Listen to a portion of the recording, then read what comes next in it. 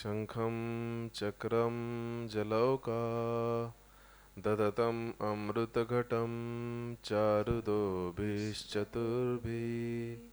सूक्ष्मस्वच्छातिरुद्यांशुकपरिविलसत्स्कन्दाम्भोजनेत्रम् कालाम्बोदोज्ज्वलाङ्गं कटितटविलसत् चारुपीताम्बराढ्यम् वन्दे धन्वन्तरिं तं निखिलगदवन् प्रौढदावाग्निलीलम् ॐ नमो भगवते वासुदेवाय धन्वन्तरये अमृतकलशहस्ताय सर्वामयविनाशनाय त्रैलोक्यनाथाय श्री महाविष्णवे नमः। जय श्री कृष्ण चैतन्य प्रभु नित्यानंद श्री अद्वैत गदाधर शिवासदि गौर भक्तवृंद। हरे कृष्णा कृष्णा कृष्णा हरे हरे हरे राम राम राम हरे हरे। हम सभी का सौभाग्य है कि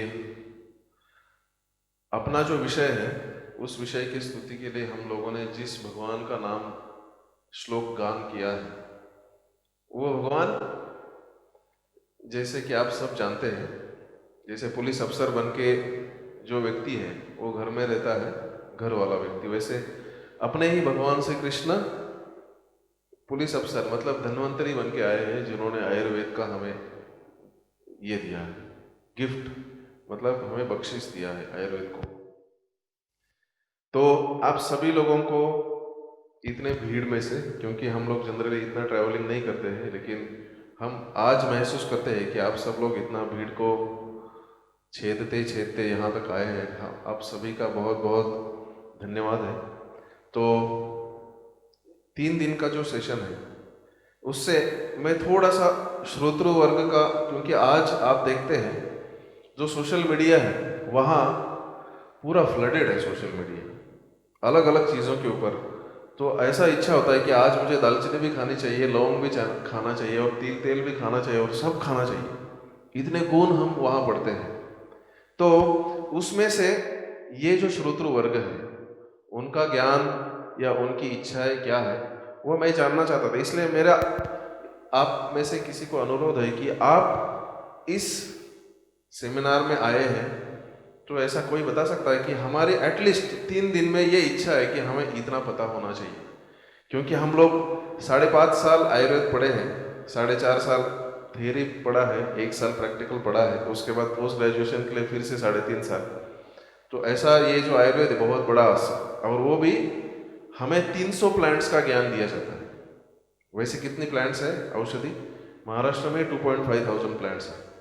तो ये इतना बड़ा विशाल सागर है आयुर्वेद का। तो उसमें से आप सब लोगों की जो आए हैं, तो मैं जानना चाहता हूँ कि आपकी मतलब क्या आकांक्षा, कोई बता सकते हैं कि हम लोग ये 3 दिन में ऐसी अपेक्षा रखते हैं? बता सकते हैं?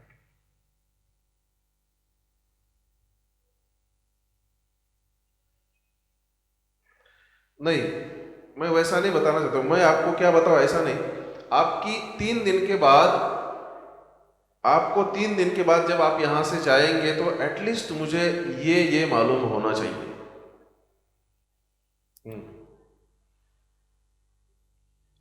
अच्छा अच्छा, और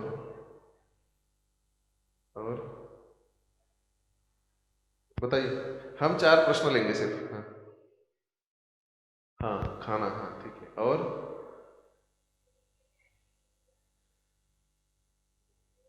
हाँ हाँ, सही बात है। और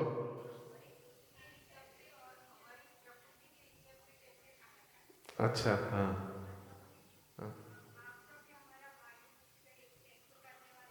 करेंगे, कल कर सकते हैं। बताइए। और प्रभु जी में से कोई है? हाँ बताइए बताइए। हाँ और? अच्छा ओके, ठीक है। अभी तो आइडिया लेते लेते 1 घंटा निकल जाएगा, तो हम अभी डायरेक्ट विषय को शुरुआत करते हैं। तो स्वाद, आहार और स्वास्थ्य। तो जनरली ऐसा सब लोगों के मन में आता है कि आयुर्वेद का डॉक्टर मतलब कैसा रहेगा? तेल की लकड़ी का टेबल रहेगा उसका, उसके बाद फिर उसका थोड़ा सा मैला हुआ ऐसा धोती रहेगा, पेट थोड़ा बड़ा रहेगा, और फिर वो उसका लाइन लगा रहेगा और सब बूढ़े लोग वहाँ खड़े रहेंगे, और समझो तरुण है तो भी वो 5-5 फाइल लेके खड़े रहेंगे। तो मतलब तरुण लोग तो वहाँ जाने के लिए नाराज रहते हैं, क्योंकि उनको लगता है कि बहुत ही कड़वा, आयुर्वेद मतलब कड़वा।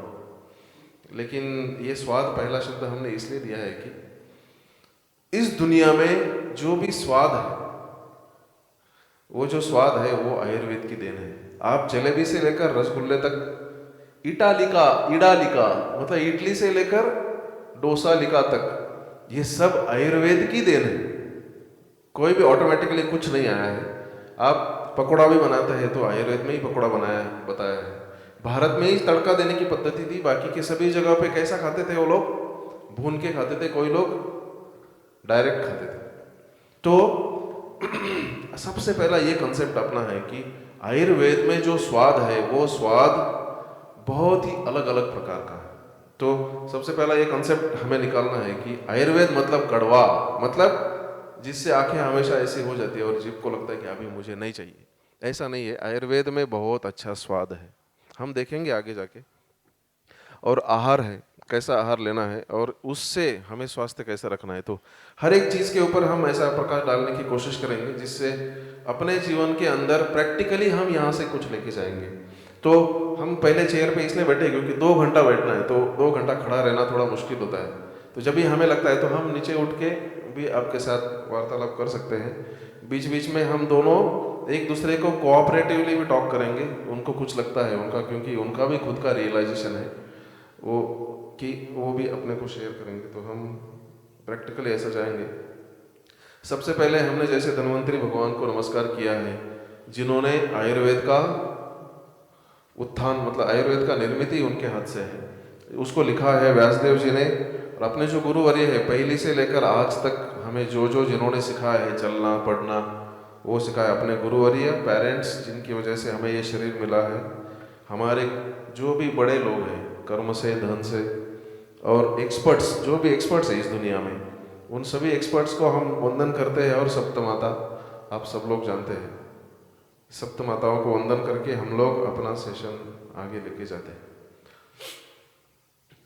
तो आप सब लोग इनको देखते हैं और जानते भी हैं।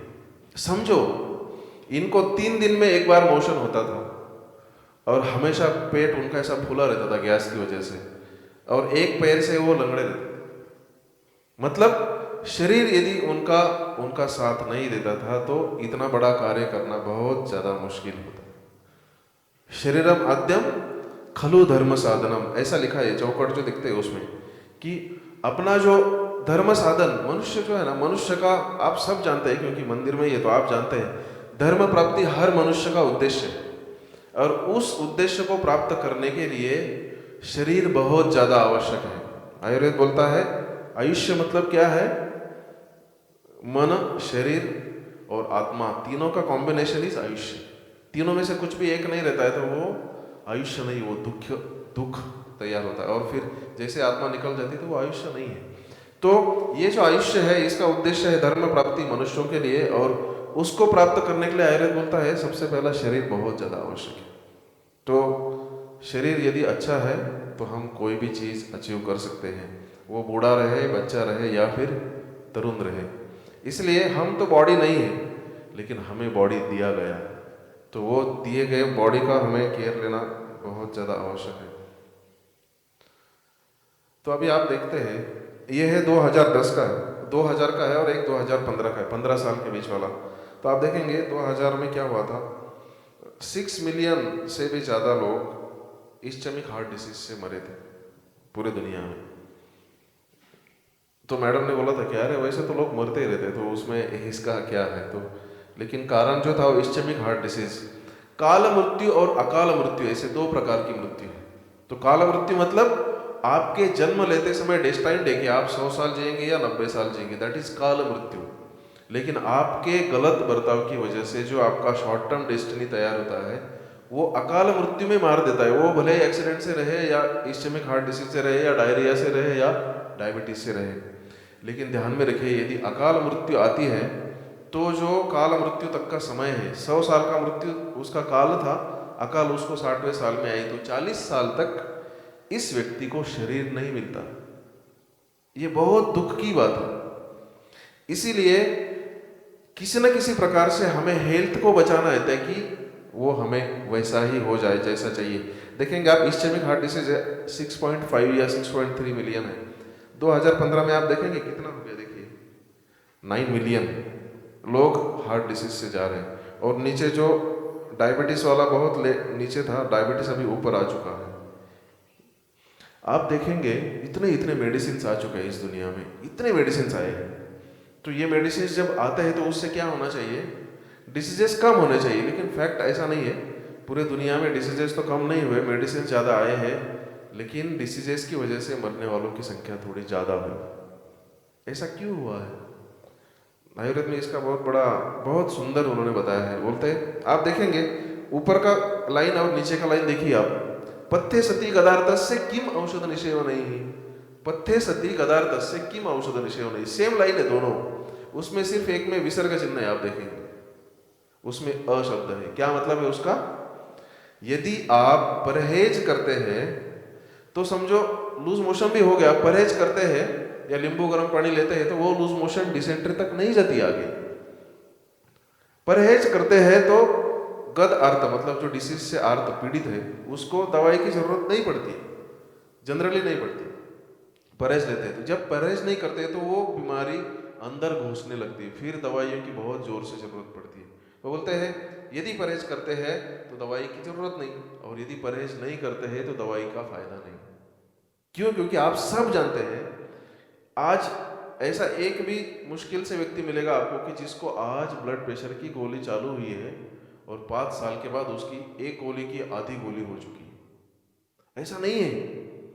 जैसे ही दिन बदलते जाते हैं, साल बदलते जाते हैं, गोलियों की संख्या बढ़ते जाती है, फैक्ट बढ़ते जाते हैं। और ऐसा हमारे सर है दामले सर, वो बोलते हैं कि मैंने तो एक प्रिस्क्रिप्शन में देखा था कि पांडुरंगाच्या चरणी विलीन होईपर्यंत ही सर्व औषधे नियमित पड़े घ्यावीत। मतलब जब तक आप भगवान के चरणों में विलीन नहीं होते तब तक ये दवाई आपको हमेशा लेनी है।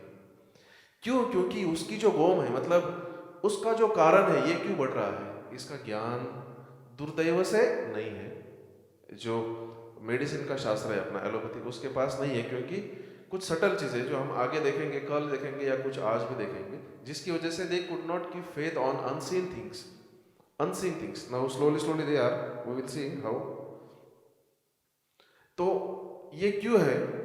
ये हमारी माता जी मदर है, हमारी गांव में रहती है, पहली पास भी नहीं है। तो मैं जब बीएमएस में आया, बीएमएस में आने के बाद सेकंड ईयर में मैंने पढ़ा शिरस्शूल नाम का एक डिसीज है, सर दर्द। तो उसके जो कारण है उसमें लिखा है बासी खाना, एक स्टेल फूड, बासी खाने से ये होता है। तो मुझे तुरंत क्लिक हो गया कि मेरी मम्मी अक्का हर रोज क्रोसिन लेती थी सुबह उठ के। क्यों मालूम है? क्योंकि रात की रोटी फेंकना नहीं चाहिए, लक्ष्मी नाराज होती है, इसीलिए वो सुबह खाती थी।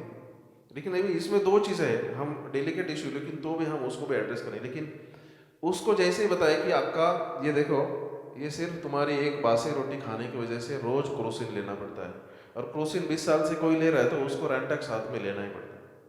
मेरे पास मेरी सासू माँ भी है जो क्रोसिन और रेंटैक लेती थी, जो शादी होने के 3 साल के बाद आई थी यहाँ, पूरा शरीर सूजा हुआ है। देखा तो उसका किडनी के ऊपर उसका प्रभाव आया था, क्योंकि एक रेनिटिडिन खाने से 15 नेफ्रॉन्स इरिवर्सिबल डैमेज हो जाते हैं, मर जाते हैं, बाद में कभी वापस नहीं आते। तो इससे जो किडनी का ऊपर नुकसान होता है, तो जैसे ही उनको बताया बासी खाना, दोनों में बासी खाना था, तो बासी खाना उन्होंने छोड़ दिया, और वो एक ही स्टेप उनके जीवन में क्रोसिन और रेंटैक को बंद कर दिया। आज तक कितने 15 साल हो गए मुझे बीएमएस करने के बाद, लेकिन उसको सर दर्द नहीं होता है। तो ये बहुत विशेष बात है। जैसा ही अपना हम देखते हैं शीप सीधा चल रहा है, लेकिन उसने एक एंगल भी चेंज कर दिया तो 70 किलोमीटर के बाद वो बहुत दूर जाता है। जहाँ यहाँ जाने वाला था वो इतना दूर चला जाएगा, जैसे एक राइट स्टेप लेता है तो वो चीज़ ने हमें एक ऐसा ये कर दिया अंदर की, हमें ये जो आयुर्वेद है, जनरली आयुर्वेद को भी ट्रीटमेंट के हिसाब से ही देखा जाता है, चमत्कारी गोली इस हिसाब से आज भी देखा जाता है आयुर्वेद को। तो मुझे सिर्फ एलोपैथी टैबलेट को रिप्लेस करना है एलोपैथी की चमत्कारी गोली लेके, यही भाव है आज भी समाज में। और वैद्य वर्ग है वो भी ऐसे ही भाव में है कि मेरे पास इतना चमत्कार है, मेरे पास उतना चमत्कार है। लेकिन आहार या परहेज के ऊपर ज़्यादा बताया नहीं जाता है, लेकिन अभी थोड़ा सा हो रहा है। तो हमने सोचा था, ये मेरी माँ के उदाहरण की बात की, हम लोग समाज में जो भी मेरे पास पेशेंट आते हैं, जनरली मैं 15 से 20 मिनट देता हूँ हर पेशेंट को, वो भी देती है। और पेशेंट को ये सब बताने के बाद पेशेंट बहुत खुश होकर जाता है। पेशेंट 2 या 3 उनके फैमिली रिलेटिव्स को लेके आते, पति आते तो बोलते सर ये मेरे पत्नी को भी आपको बताना चाहिए, ये पत्नी आती तो बोलते सर हमारे पूरे फैमिली को आपको बताना चाहिए। क्योंकि ये चीज़ दुर्दैव से हमारे एजुकेशन सिस्टम में नहीं सिखाया जाता है, जो हम आगे जाके देखने वाले हैं। तो अभी एविडेंस बेस्ड है, तो आप जानते हैं त्रिफला, किसी ने सुना है त्रिफला नाम? आंवला देखा है किसी ने? तो ये एविडेंस है, खुद त्रिफला खाओ, कल सुबह लूज मोशन देखो। अभी इससे ज़्यादा एविडेंस का कोई ज़रूरत नहीं है। और जो भी लूज मोशन की दवाई है, जो डायूरेटिक है, नेचुरल डायूरेटिक, स्टोन को क्रश करने वाले 10 मिलीमीटर्स के अंदर के जो स्टोन्स है उसको क्रश करने वाले जो मेडिसिन है, वो आप देखते हैं एविडेंस बेस्ड आयुर्वेद के ही मेडिसिन है। हेलो।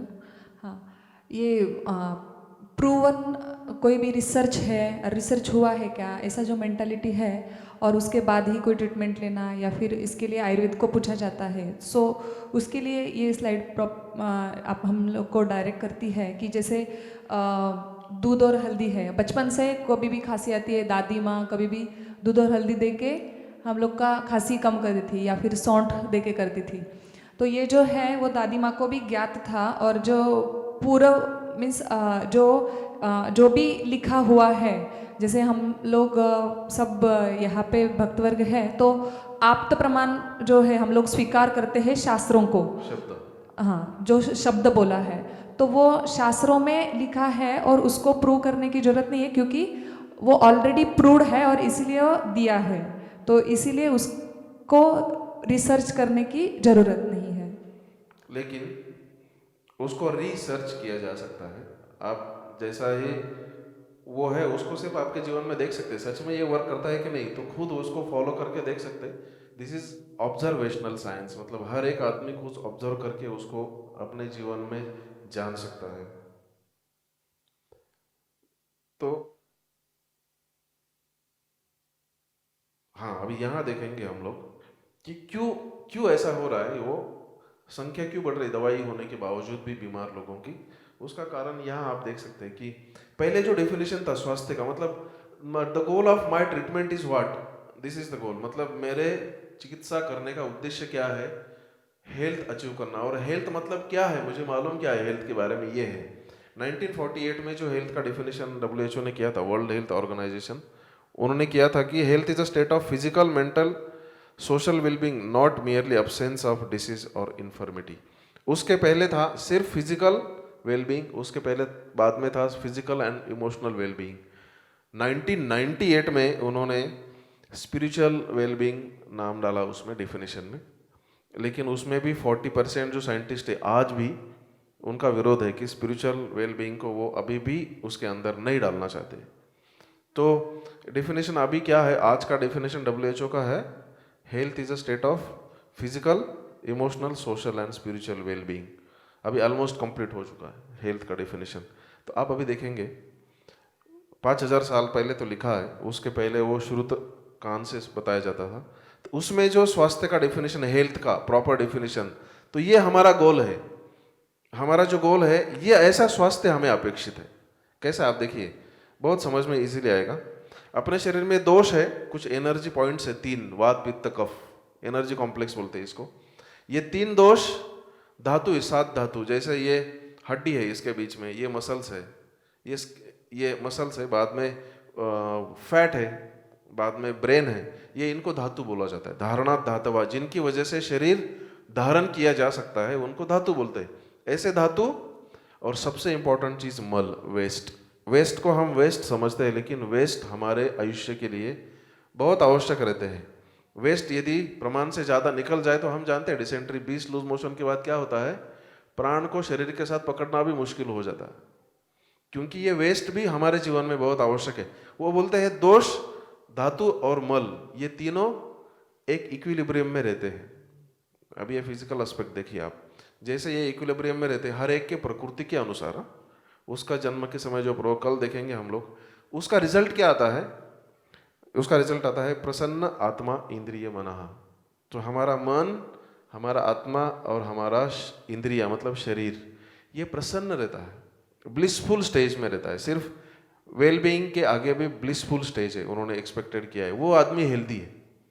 ऐसा नहीं है कि समझो वो सक्सेसफुल हुआ है लेकिन उसका मन कैसा है, रास्ते से जा रहा है और जाते जाते उसने दारू पी के 7 लोगों को मार के वो निकल गया, तो उसको हेल्दी नहीं बोला जाता है, उसको मेंटली सिक बोला जाता है। तो हमें कंप्लीट हेल्थ आवश्यक है, और ये कंप्लीट हेल्थ जब आएगी तभी समाज में भी शांति आती है, घर में भी शांति आती है, और खुद के मन में भी शांति आती है। ये आयुर्वेद का उद्देश्य है। तो ऐसे स्वास्थ्य, जो स्वस्थ व्यक्ति है जिनके अंदर ये ऑलरेडी है, तो उनका स्वास्थ्य कैसे टिकाना चाहिए, और जिनके अंदर बीमारी आ चुकी है उस बीमारी को कैसे निकाल के उसको फिर से स्वस्थ बनाना चाहिए। ये 2 उद्देश्य है आयुर्वेद के, उसको बोलते हैं 2 प्रयोजन। तो maintain the health of and cure the deceased, ये अपना उद्देश्य है। तो ये हम देखेंगे। तो हम जनवरी में देखते हैं, आप सब फेस्टिवल्स देखिए अपने। तो अभी पहला है ना, ये मैं वो बताना चाहता हूँ कि अभी सब लोगों के अंदर काफ़ी आ चुका है। पहले आइडेंटिटी क्राइसिस था, हम लोग अपने को भारतीय या हम अपने को अपने संस्कृति वाले लोग कहने के लिए शर्माते थे पहले। लेकिन इसका एक ये उद्देश्य ये भी है कि हमें हमारा जो ग्लोरियस नॉलेज है, जो हमारे जीवन में कितना प्रैक्टिकल यूज़फुल है, ये समझने के बाद अपना आइडेंटिटी के लिए हमें थोड़ा सा उत्साह भी आएगा। हम ऐसे डर नहीं जाएंगे, क्योंकि क्लास में जाते तो क्लास में इसके बारे में कोई सिखाता ही नहीं। अभी 9वीं में भी वात पित्त कफ के बारे में नहीं है, 8वीं में भी नहीं है, 10वीं में भी नहीं, किधर भी नहीं है। तो इसका उद्देश्य यह है कि अपना आइडेंटिटी क्राइसिस को भी नष्ट करना। तो संक्रांति के समय आप देखते हैं 2 चीज़ें होती है, एक तो तिल का लड्डू मिलता है खाने के लिए, और दूसरे मीठे शब्द मिलते हैं। तो उसका साइंस देखेंगे।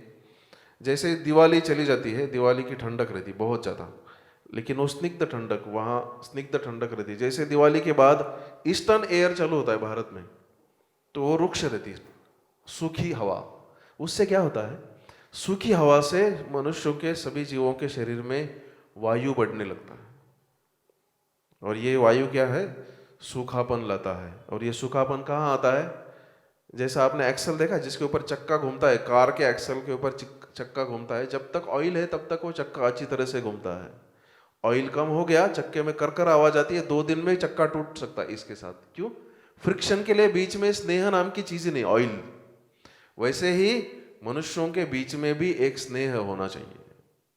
वो वर्षा, ये जो ऋतु है शिशिर ऋतु, जनवरी में ईस्टर्न एयर से खान पान में बहुत मटर आते हैं। उस समय आप देखेंगे 20 रुपये में 1.25 किलो मटर, और शहर में क्या करते हैं लोग, सस्ते मिलते हैं तो रोज 1.25 किलो लेके आते हैं। तो सब्जी में मटर, चावल में मटर, पुलाव में मटर, और सभी जगह पे चटनी में मटर, पुदीना का चटनी में भी मटर, सभी जगह पे मटर ही मटर। तो उसका नेचुरल इफेक्ट आता है वात बढ़ना।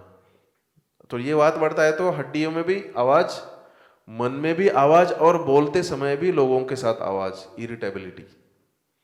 इसलिए क्या बोलते हैं, तिल गुड़ घ्या आणि गोड़ गोड़ बोला। स्पेशली बड़ों के चरण आशीर्वाद लेने के लिए जाते हैं। क्यों, क्योंकि बड़े लोगों का नेचुरली वात बढ़ता है, नेचुरली।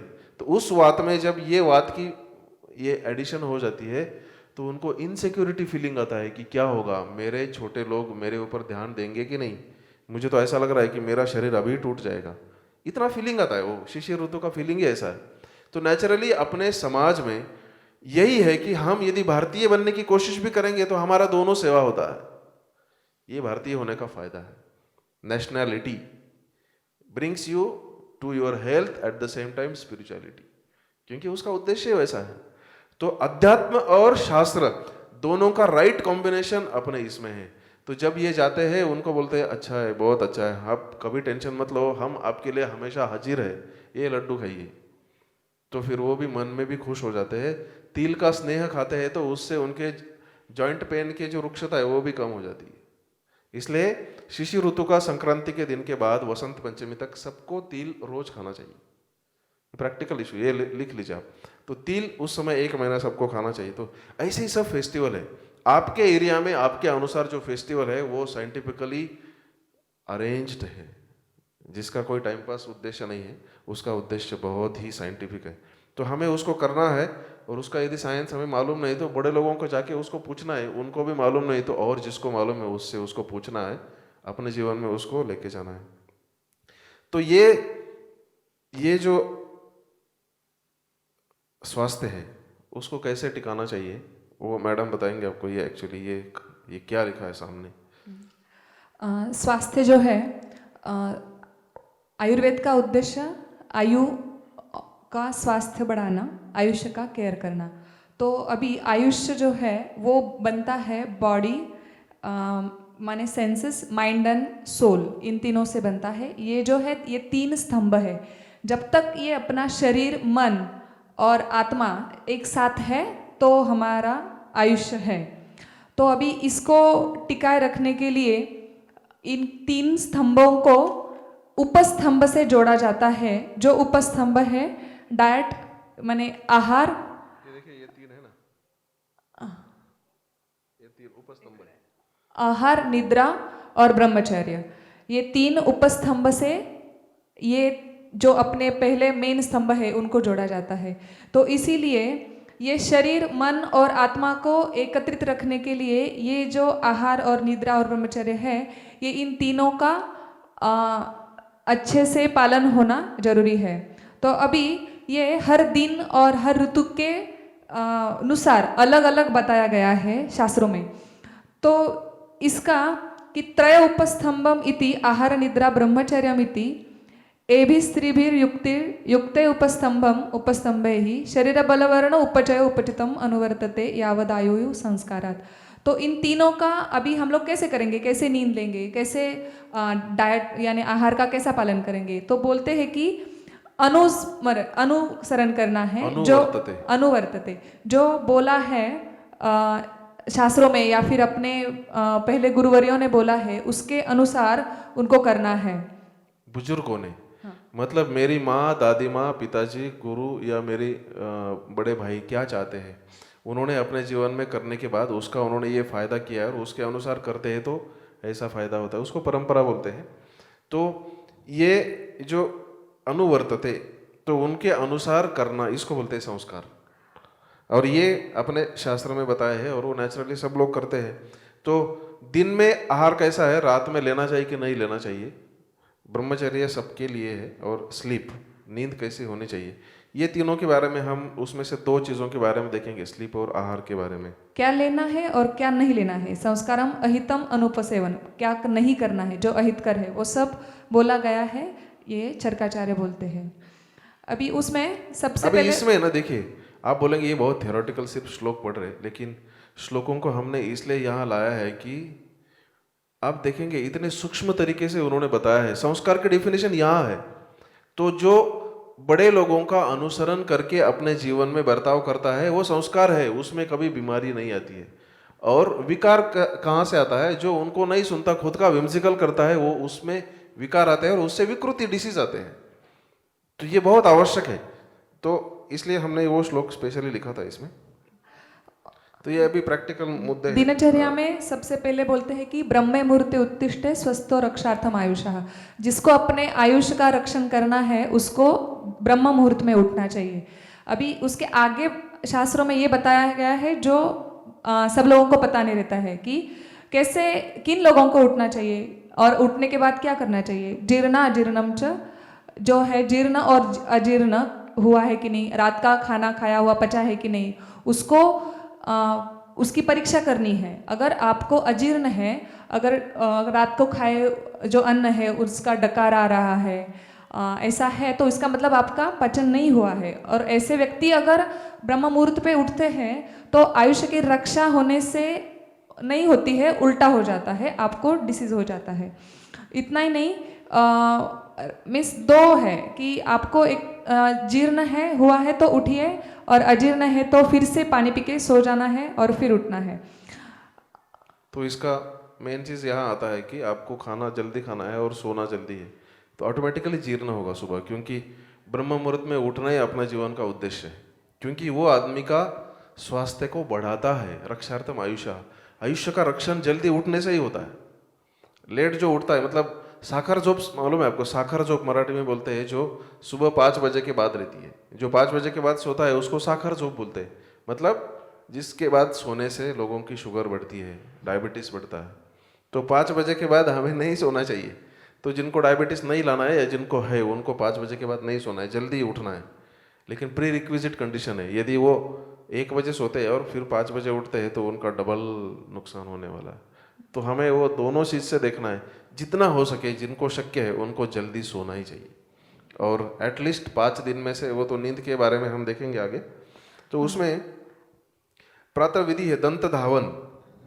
अभी ये बहुत बहुत छोटे छोटे, हमें लगता है ये बहुत छोटा चीज़ है, लेकिन आप देखेंगे, मैडम बताएंगे आपको इसके बारे में वो क्या है बोधक का। प्रातः विधि में शौच को जाना भी आता है। बहुत सारे ऐसे पेशेंट आते हैं, सुबह में टाइम नहीं मिलता है और जाते नहीं, पोस्टपोन करते हैं, और बच्चे भी स्कूल से आने के बाद या फिर स्कूल में जाते हैं। लेकिन ये बहुत ही गलत आदत है। उठने के बाद पहले कोई काम पे जाने से पहले या खाने से पहले सबको पेट साफ होना चाहिए। उसके लिए ज़बरदस्ती नहीं करना है, लेकिन नहीं हो रहा है तो ये गड़बड़ है, आपको विजिट करना चाहिए। कुछ मेडिसिन उसके ऊपर लेके उसको कर लेना चाहिए।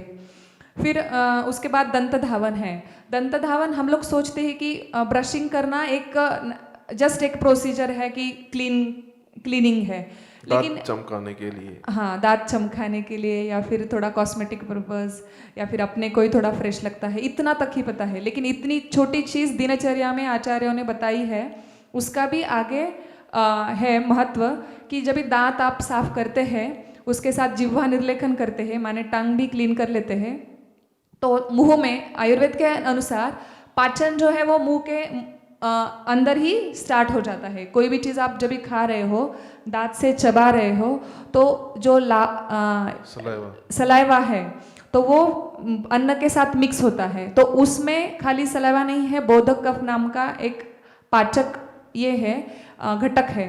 जो बोधक कफ है वो अपने टंग में और अपने वहाँ पे मुंह में आपको स्वाद दिलाता है। अगर आपको चपाती सब्जी, बहुत लोगों का कंप्लेंट रहता है कि चपाती सब्जी में टेस्ट नहीं है, बच्चे नहीं खाते हैं, तो इसका मतलब उनका बोधक कफ बिगड़ा हुआ है, इसलिए वो जो अच्छा चपाती सब्जी है वो नहीं खा पा रहे हैं। इसका मतलब उनका डाइजेशन खराब है, तो वो ठीक करना जरूरी है। तो ये सब जो है कि टंग क्लीनिंग करना, दंत धावन करना, वो जरूरी है, जिससे बोधक कफ भी ठीक हो जाता है और पाचन क्रिया शुरू हो जाती है। आप जब भी ब्रश करते हैं तो बहुत बार ऐसा होता है कि इंटेस्टाइन को स्टिमुलेशन मिलता है, मोशन भी आ जाती है और भूख भी लगती है, क्षुद्ध बोध। तो that is the start of our, ये जो है स्टार्टिंग पॉइंट है जो आपका डाइजेस्टिव सिस्टम का है। तो इसीलिए मुंह का इतना छोटा चीज़ है, लेकिन उसका भी केयर करना बहुत जरूरी है। अभी ये बहुत इजी है, सब लोग कर सकते हैं। गंडुश मतलब अभी इसको ऑयल पुलिंग अंग्रेजी नाम आया है, क्योंकि वो लोग बहुत ज़्यादा कर रहे हैं उसको। आज ही मैंने देखा, नीम का जो काढ़ी है उसका प्राइस कितना है अभी अमेरिका में, $9.75, $9.75 नीम के काढ़ी का। और हम लोग 20 रुपये का कोलगेट अभी भी इधर लगाती है। तो ये है कि ऑयल पुलिंग वहाँ से आया है। अभी ये गंडुश है, तिल का तेल अपने मुंह में डाल के उसको रखना है कुछ समय तक। उससे क्या होता है, अभी रिसर्च से भी प्रूव हुआ है कि तिल के तेल में स्टेफिलोकोकस एंड स्ट्रेप्टोकोकाई जो बैक्टीरिया है वो ग्रो नहीं होते। तो और अभी तो बाकी के चीज़ों का रिसर्च होगा, उसमें पता भी चलेगा। लेकिन ये तिल का तेल यदि हम, ये जो स्पेशली सभी इन्फेक्शन का एरिया यही है, नाक से लेकर मुंह, तो इसमें उसको यदि सुबह सुबह हम मुंह में धारण करते हैं, ल्यूकवार्म ऑयल। अभी 2 तरीके से इसको पूरा ऑयल पूरा मुंह भर के ले सकते हैं आप, 70-80 ml लगेगा एक बार, तो अफोर्डेबल नहीं हो सकता है, कुछ लोगों को हो सकता है। जिनको हो सकता है उनको सिर्फ ऑयल से ही ऑयल पुलिंग करना चाहिए। गरम तेल लीजिए, मुंह में रखिए और उन्होंने आइडियली बताया कि नाक से या आँखों से अश्रु आना शुरू होते हैं, उस समय तक रखना चाहिए और उसको फिर स्लोली स्लोली मुंह में ऐसा घुमा के गार्गल करके फिर उसको थूकना चाहिए। उसके बाद गर्म पानी से गार्गल करके जो चिपका हुआ तेल है उसको निकाल देना चाहिए। ये एक पद्धति है। और दूसरा, यदि इतना अफोर्ड नहीं कर सकते, क्योंकि 8 त्रिक 24 2.5 लीटर ऑयल तिल का तेल सिर्फ पी के थूकने के लिए ही यदि यूज़ करते हैं तो तकलीफ होता है, तो उनके लिए प्रैक्टिकल ये है, तेल का नेचुरली तेल लो डेंसिटी का होने की वजह से पानी के ऊपर तैरता है, तो पानी ज़्यादा लीजिए, थोड़ा सा 1 चम्मच तेल डालिए उसमें ल्यूकॉम करके, उसको मुंह के अंदर रखिए, उनको घुमाइए अच्छी तरह से, तो वो तेल के जो ड्रॉप्स है वो पूरे मुंह को लग जाएंगे अंदर से, और फिर उसको करके तेल को लगाइए, उसको फिर थूक दीजिए। तो उसके फायदे देखिए आप क्या होता है। Clear face, test of tongue, वो बोले ना स्वाद नहीं आता है जिह्वा को, तो जिह्वा का स्वाद देखिए कहाँ छुपा हुआ है। स्ट्रॉन्ग टीथ, दांतों में दांत दृढ़ बनने चाहते हैं आप, तो तिल का ऑयल पुलिंग से बहुत फायदा होता है। और नो टीथ सेंसिटिविटी, सबसे मेन चीज़ डीप वॉइस। बच्चे आपके सिंगिंग के लिए जाते हैं, लेकिन सिंगिंग के टीचर बोलते हैं कि आपके बच्चे का आवाज़ थोड़ा सा गधे जैसा आता है या फिर थोड़ा सा टूटा टूटा आता है, तो उसके लिए बहुत अच्छा सोल्यूशन है। ऑयल जैसे ही जाता है तो ऑयल क्या करता है, टूटे के बीच में जोड़ जाता है, तो वो आवाज़ ऐसा आने के बजाय एक साथ डीप ऐसा आना शुरू हो जाता है। इसीलिए ऑयल पुलिंग बहुत ही विशेष और बहुत इजी चीज़ है, आप कर सकते हैं। पंचकर्म में रोज़ हमें क्या करना चाहिए, तो ये मसाज है, ये सब लोग कर सकते हैं 10 मिनट खुद स्पा में जाके या मेडिकल पंचकर्म सेंटर में जाके रोज़ मसाज कर तो नहीं सकते हैं। यदि कर सकते हैं तो बहुत अच्छा है, लेकिन पॉसिबल नहीं है। लेकिन हर एक स्व अभ्यंग, खुद के हाथ से, अभ्यंगम आचरित नित्यम स जरा श्रम वाता, नित्यम मतलब रोज करना चाहिए, तो रोज खुद को करना चाहिए। उसका फायदा क्या है, स्पेशली मुंबई के लोगों के लिए। आप देखो मुंबई के लोगों का लाइफ, हम 2 मिनट में देखेंगे, सबसे ज़्यादा गति मुंबई के लोगों की लाइफ में है, चलने की गति, कुकिंग की गति, क्योंकि उनको फ्लो के अगेंस्ट जाना पड़ता है। उनका जो एनवायरनमेंट है मुंबई का, वो चाहता है कि आप जाके सिर्फ गिरे रहो, पड़े रहो। आप रास्ते के ऊपर खड़े हो जाते हैं तो भी आपको एक्सरसाइज का पुण्य मिलता है, मतलब पूरा पसीना स्टार्ट हो जाता है सिर्फ खड़े रहने से। तो ऐसे वातावरण में जब हम स्पीडी कोई भी एक्टिविटी करते हैं तो कोई भी गति से वात बढ़ता है, और ये जब वात बढ़ता है तो वो वात मनुष्य को आयुष्य से दूर लेके जाता है। इसलिए पूरे भारत में ही मुंबई के व्यक्तियों का जो आयुष्य है वो 52 साल है एवरेज, 52 ईयर्स। जो लेट सोते हैं, बहुत भागते हैं और बहुत जल्दी उठते हैं, ध्यान में रखिए 50 to 55 ऐसा है। और दरोड़ई उत्पन्न आप देखते हैं मुंबई का सबसे ज़्यादा है, लेकिन आयुष्य सबसे कम है। तो कुछ लोग, मतलब ये बताने का उद्देश्य मेरा क्यों है, क्योंकि कुछ लोग बिना काम के 1 बजे तक जागते हैं। माताओं के पति बहुत लेट आते हैं। अभी मीरा रोड उस एरिया में तो यहाँ यदि 10 बजे में निकले तो 12 बजे पहुँचते हैं। और ये हमारी जो माताएं हैं, अभी मैं यहाँ संस्कृति के अगेंस्ट ऐसा नहीं हूँ, लेकिन पति जब तक खाते नहीं है पहला घास तब तक हम नहीं खा सकते, और वो जब तक दरवाजा पे दस्तक नहीं देते तब तक हमारे मन को वो चल बिचल कम होती नहीं है। तो हमें ऐसा लगता है कि हम जब तक जगेंगे तब तक हमारी शक्ति उनका प्रोटेक्शन करेगी, हम जैसे ही सो जाएंगे तो हमारी शक्ति प्रोटेक्शन करना बंद कर देगी, ऐसा समझ के हम लोग करते हैं। तो ये गलत भाव है। हमें पति की सेवा करने के लिए अच्छा शरीर रहेगा तो बहुत साल तक पति की सेवा कर सकते हैं। इसलिए उनको 10 बजे निकलने दो, आप 7 बजे इधर खाना खाओ तो आपका हेल्थ भी अच्छा रहेगा। तो जिनको पॉसिबल है उनको एक्चुअली जल्दी सोना, उसलिए हम बता रहे। तो ये वात जब बढ़ता है तो स जरा श्रम वाता, जरा मतलब बुढ़ापा, अर्ली बुढ़ापे के बहुत अभी साइन दिखते हैं। तो अर्ली बुढ़ापा, पतले ही लोग हैं लेकिन वो बूढ़े दिखने लगते हैं, तो ये अर्ली बुढ़ापा लोगों के जीवन में नहीं आता है यदि रोज ये करते हैं। हमारे पुणे में एक वैद्य थे सीनियर, तो वो भी ऐसा सर ने बताया था कि उनका वो रोज तेल लगाते थे। एक बार 24, अभी यहाँ भी है 10 शायद 12-13 स्टेयर्स है इधर लकड़े का, हम जहाँ रहते हैं, तो उनके यहाँ 24 से ज़्यादा स्टेयर केस थे। ऐसा एक लंबा राजवाड़ा रहता था, उसमें ऐसा बड़ा तिरछा स्टेयर केस रहता था। तो ऊपर के स्टेयर से जो नीचे गिर गए, ऐसा करते करते करते करते नीचे आए, और इतने जोर से गिर जाने के बाद तो नेचुरली ऑर्थोपेडिक के पास लेके गए, लेकिन सिंगल फ्रैक्चर भी नहीं था उनको। रोज तेल लगाते थे। लकड़ी है, सूखा लकड़ी को ले लो, ऐसा झुकाओ टूट जाती है, और वो लकड़ी तेल में रखते हैं तो बाद में 10 दिन के बाद देखेंगे तो वो झुक सकती है, ऐसे भाग सकती है। तो बूढ़े होने के बावजूद भी उनके फ्रैक्चर्स नहीं हुए। क्यों? क्योंकि ये तेल का फायदा है। एक ऋषि रहते थे, वो तिल का तेल लगाते थे, स्टोरी है उसमें। और वो तिल का तेल लगाने के बाद पानी के अंदर वो तपस्या करने के लिए जाते थे। और मगरमच्छ, मछलियाँ, कीड़े वो तिल के तेल के स्मेल से उनके पास आते ही नहीं थे, वो साइड में चले जाते। तिल का तेल क्या है? तिल का तेल भगवान विष्णु का पसीना है। वो भगवान विष्णु का पसीना है। और भगवान विष्णु किसके देवता है? मेंटेनेंस के देवता है। इस दुनिया में मेंटेनेंस सिर्फ प्रेम से होता है। झगड़े से किधर भी मेंटेनेंस नहीं होता। झगड़े से टूटता है, शांत रहने से निर्मित होती है, लेकिन प्रेम से मेंटेनेंस रहता है। तो ये जो मेंटेनेंस है वो भगवान विष्णु का यहाँ तिल तेल के रूप में आया है। स्नेह बोलते हैं उसको। स्नेह शब्द तिल तेल से आता है, स्नेह। और ये स्नेह मतलब वात को शांत करने वाला है। तो ये मसाज तेल का रोज प्रैक्टिकली हम लोग 10 मिनट कर सकते हैं।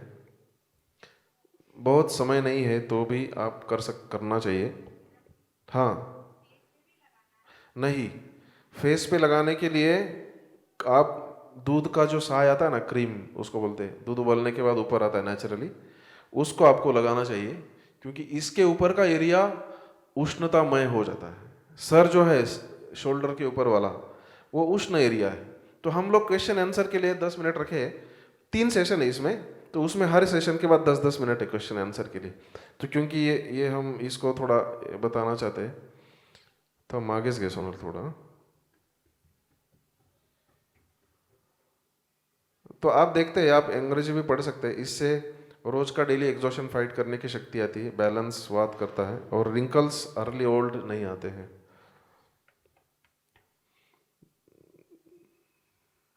हाँ, आया है, खत्म होने को आया है। हम अभी यहाँ एक बताना चाहते हैं। हमारे एक कार्डियोलॉजिस्ट मित्र है, तो उनके पास एक पहलवान आए थे, कुश्ती केशरी, वो आते ना केशरी पहलवान, मतलब वो केशरी पदक विजेता। तो वो आए और वो बोले, उन्होंने पेपर ऐसा जोर से फाइल डाल दिया, बोले मुझे बताओ मेरा 99% ब्लॉक आया ही कैसे? मैं तो रोज 4 घंटे एक्सरसाइज करता हूँ, रात को भी और दिन में भी एक्सरसाइज पहलवान करते थे वो, लेकिन उनका ये क्यों आया? तो वो मुझे बोल रहे थे कि ऐसा क्यों आ रहेगा, उसका इतना एक्सरसाइज करता है तो भी ब्लॉक आया है, क्योंकि वो रात को एक्सरसाइज करते थे। तो एक्सरसाइज का समय, एक्सरसाइज का क्वांटिटी, एक्सरसाइज का क्वालिटी, ये तीनों बहुत आवश्यक है। किसको कितना करना चाहिए और कौन से समय करना चाहिए? सूरज डूबता है, हृदय संकुचित हो जाता है, उस समय यदि आप शरीर एक्सरसाइज के लिए खोल देते हैं, पूरा एक्सरसाइज करना शुरू करते हैं, तो हृदय के ऊपर बहुत बड़ा लोड आता है। इसलिए हृदय को क्लोज करना चाहिए, एक्टिविटीज को क्लोज करना चाहिए, ये बहुत ज़्यादा आवश्यक है। तो एक्सरसाइज कब करना चाहिए? दिन में, खाली पेट होता है तो बहुत अच्छा है। किसको करना चाहिए? कौन है? अर्ध बलि भी, स्निग्ध भोजी भी, जो तेल घी ज़्यादा खाते हैं। जनरली हम लोग अभी खाते ही है क्योंकि रिसोर्सेज बहुत है हमारे पास। वड़ा, समोसा, फिर तेल सब्जी में डाल के वो तड़का दे के तल के खाते हैं। तो हम लोग सब एक्सरसाइज करने के अधिकारी है और कर्तव्य दक्ष भी होना चाहिए हमें वो करने के लिए। तो ये एक्सरसाइज कैसे करना है वो थोड़ा सा आवश्यक है। शरीर आयास जनकम, ये बहुत चौकोन इधर आपको दिखाई नहीं देंगे, लेकिन इसका मतलब ऐसा है, शरीर आयास जनकम कर्म व्यायाम सद्धितम, जिससे आपके शरीर को आयास हो, मतलब कष्ट हो, इसको व्यायाम बोलते हैं। तो वो व्यायाम कौन सा आता है? खेती से लेकर, चलने से लेकर, भागने से लेकर, वो जो है ना जिम, औरतों का जिम क्या है, वो फोटो आया था, आपने व्हाट्सएप पे देखा रहेगा। माताओं का जिम उन्होंने दिखाया था, उसमें एक मुसल है, उखल है, फिर वो जाता है, फिर वो चूल्हा है, फिर वो बर्तन धोने वाला है। एक्चुअली बहुत साइंटिफिक एक्सरसाइज है। माताओं के लिए क्लोज चेस्ट एक्सरसाइज होना चाहिए, पुरुषों के लिए ओपन चेस्ट एक्सरसाइज होना चाहिए। उससे पुरुष का पुरुषत्व टिकता है और माताओं का स्त्रीत्व टिकता है। माताएं जब पुरुष के जैसा एक्सरसाइज करने जाती है तो उनका पुरुषत्व आने लगता है। एक मुस्लिम लड़की आई थी मेरे यहाँ पेशेंट बोल के, 19 साल की। वो ऐसा दरवाजे में एंट्री किया, ऐसा एकदम खड़खड़ ऐसा आवाज़ आई, चेयर इधर फेंका उधर, ऐसा, फिर उधर बैठ गई, अकेली थी वो। फिर आने के बाद फिर उन्होंने, मैंने बोला अरे सोनोग्राफी किया है क्या आपने? बोले हाँ सर, वही दिखाने के लिए आई हो आपको। तो आप एक्सरसाइज करते? देखो मेरा पहला प्रश्न था सोनोग्राफी का। वो बैठ गई, उसको बोला एक्सरसाइज करते हैं क्या? उसने क्या किया, उन्होंने मेरा हाथ लिया ऐसा, ये और ये ऐसा ऊपर किया और ऐसा दंडा ऐसा किया, बोला ये देखो सर कितना कड़क है। रोज एक्सरसाइज करती हूँ 3 घंटा जिम में जाके, और फिर मेरा शरीर पुरुष के जैसा स्ट्रांग हुआ है। क्यों? पीसीओडी हुआ उसको, पॉलीसिस्टिक ओवरियन डिसीज, जो है सिस्ट मतलब ओवरीज काम करना छोड़ देते हैं औरतों के। फिर वो क्या होते हैं, 6-6 महीने में एक बार मासिक धर्म आता है उनका, औरतों का, बाकी 5 महीने नहीं आता है, पुरुष के जैसे बर्ताव होता है उनका। This is very dangerous. ये क्यों हो रहा है?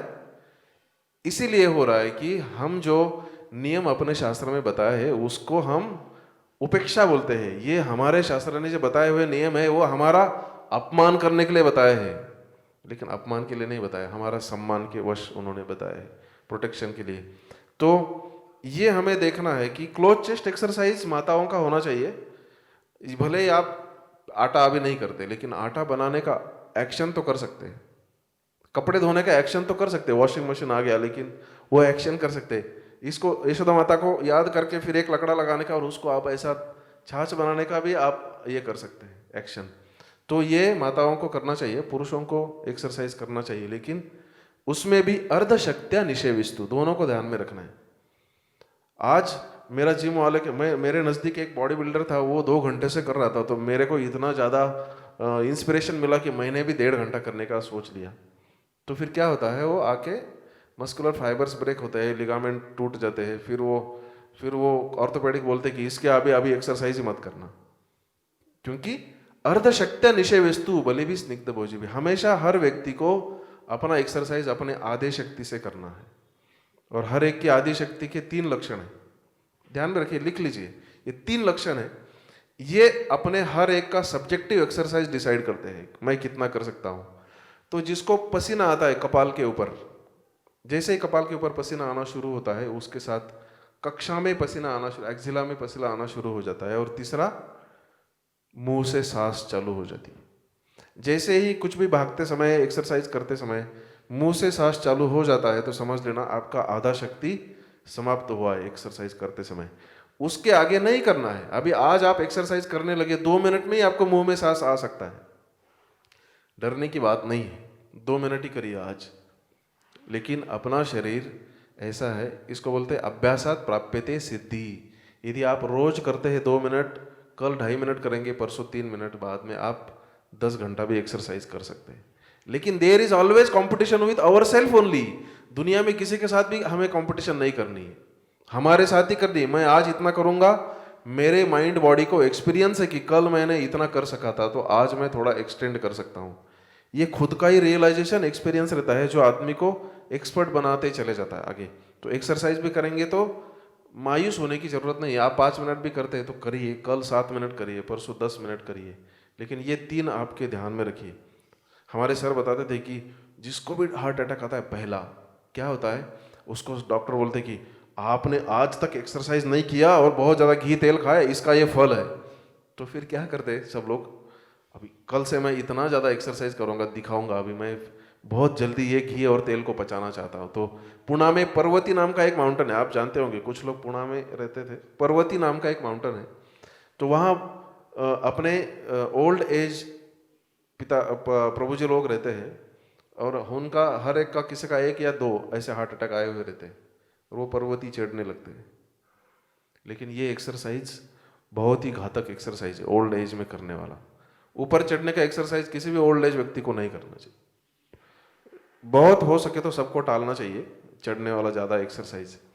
जब तक आपकी प्रैक्टिस नहीं होती है, हृदय जब तक आपका स्ट्रांग नहीं होता है, नहीं करना चाहिए। तो स्लोली आप आदत लगाते जा सकते, क्योंकि त्रिदोषवर्धक व्यायाम है ऊपर चढ़ने वाला। सीधे रास्ते पे आप चलिए, आपको चलना है, लेकिन वही अगेन रिदम। फार्मर जो रहता है, फार्मर 10 घंटा एक्सरसाइज करता है, लेकिन वो कभी फास्ट एक्सरसाइज नहीं करता है, जिम में जाने के जैसा भागते ऐसा। या जमीन भाग रही है लेकिन आदमी उधर ही खड़ा है, सिर्फ ऊपर नीचे पैर कर रहा है, तो जमीन भागती है। उससे अच्छा आप भागिए जमीन के ऊपर, वो भी चलेगा, वो बेटर एक्सरसाइज है। पैसे दे के जमीन भगाने लगते, तो उससे अच्छा ये है।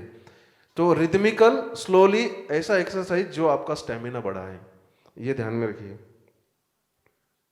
और किसको नहीं करना चाहिए, वात पित्तामयी वालो रुद्धो अजीर्णी चतम तेजेत, मतलब जिसको वात की बीमारी है बहुत ज़्यादा, अभी सर्वाइकल स्पॉन्डिलोसिस है, उसका डिस्क आके प्रेस कर रहा है उसके नर्व को, फिर लंबर स्पॉन्डिलोसिस है, वो यदि एक्सरसाइज करना शुरू करता है तो वो बढ़ जाता है, क्योंकि इंट्रा एब्डोमिनल प्रेशर रेज होता है, डिस्क जाके और ज़्यादा वो उसको दबाना शुरू करती है, तो स्टिफनेस और बढ़ता है। इसलिए वात के विकार जिनको है बहुत ज़्यादा, उनको एक्सरसाइज बहुत नहीं करनी है। बारिश में तो बहुत ज़्यादा उनको नहीं करना चाहिए, उनको रेस्ट की आवश्यकता रहती है, क्योंकि वात में चंचलता है, उसको पहले स्थिर करना पड़ता है, रेस्ट उसको आवश्यक रहता है। और पित्त के विकार, जिसको बहुत ज़्यादा पित्त के विकार है, उसको भी नहीं करना चाहिए, क्योंकि एक्सरसाइज से बहुत पसीना आता है, पसीने से फिर से पित्त बढ़ता है। तो ये पित्त विकार और वात विकार, ये डॉक्टर के पास जाके दिखाना चाहिए आपको कि ये विकार है कि सच में वो प्रकृति है, उसको देखना है आपको। और रुद्धो अजीर्णी चतम त्यजेत, जिसको अजीर्ण है, पचा ही नहीं रात का तो भी एक्सरसाइज करने लगा। मैंने देखा 1 बजे सोते हैं लेकिन 5 बजे उठ के एक्सरसाइज करते हैं। कल ही मेरा एक पेशेंट आए थे, वो उनका एमआरआई करने के बाद पता चला cervical, dorsal, lumbar and sacral, चारों स्पाइन में उनका तकलीफ है। सैक्रल तो ये लंबो सैक्रल एक दूसरे को जुड़ गए थे और लंबर में डिस्क बाहर आके इंडेंट कर रही थी। क्यों? 1 बजे सो के 5 बजे एक्सरसाइज करते थे वो। इसलिए हमें ये देखना है, वात पित्तामयी वालों रुद्धो अजीर्णी चतम तेजित। और जो बहुत बूढ़े हो चुके हैं उनको बहुत हेवी एक्सरसाइज नहीं, उनको प्राणायाम और सूर्य नमस्कार उनके लिए सफिशिएंट है। उनके लिए थोड़ा सा तेल लगाना और जल्दी सोना, ये उनके लिए आवश्यक है। और बच्चे को बहुत ज़्यादा नहीं ज़रूरत रहती, क्योंकि वैसे ही वो जंपिंग करते रहते हैं। हम इतना जंपिंग करेंगे तो 5 बार खाना मांगेंगे, बैठे बैठे बच्चा ऐसे पैर हिलाते रहता है, तो उसका एक्सरसाइज ऑटोमेटिकली होता है। तो उनको बहुत एक्सरसाइज का ज़रूरत नहीं बताए। यदि बच्चों को आप ज़बरदस्ती पकड़ के वो मस्ती भी करते हैं और ऊपर से एक्सरसाइज को भी बिठाएंगे ना, तो उनके अंदर वो अति साहस जन्य विकार, मतलब अतिशय शारीरिक कष्ट लेने के बाद जो विकार होते हैं वो दिखने लगते हैं। इसलिए ये ध्यान में रखिए कि बच्चों को हमें कैसा ट्रेनिंग देना है। 10 साल के बाद जैसे किशोर अवस्था शुरू होती है, उस समय बच्चे में स्थिरता आने लगती है, तो वो स्थिरता को तोड़ने के लिए फिर स्लोली स्लोली व्यायाम उनको शुरू करना है। बाकी खेल तो उसके अंदर आते हैं, नेचुरली वो खेलते हैं, उनको हमें ये नहीं करना है। ये हमने सब बताया आपको। तो उसमें अभी कितना मिनट हो गया? हाँ, हुआ है काफ़ी समय। तो इसमें आप प्रश्न पूछ सकते हैं, इसमें यदि कुछ आपको लगता है।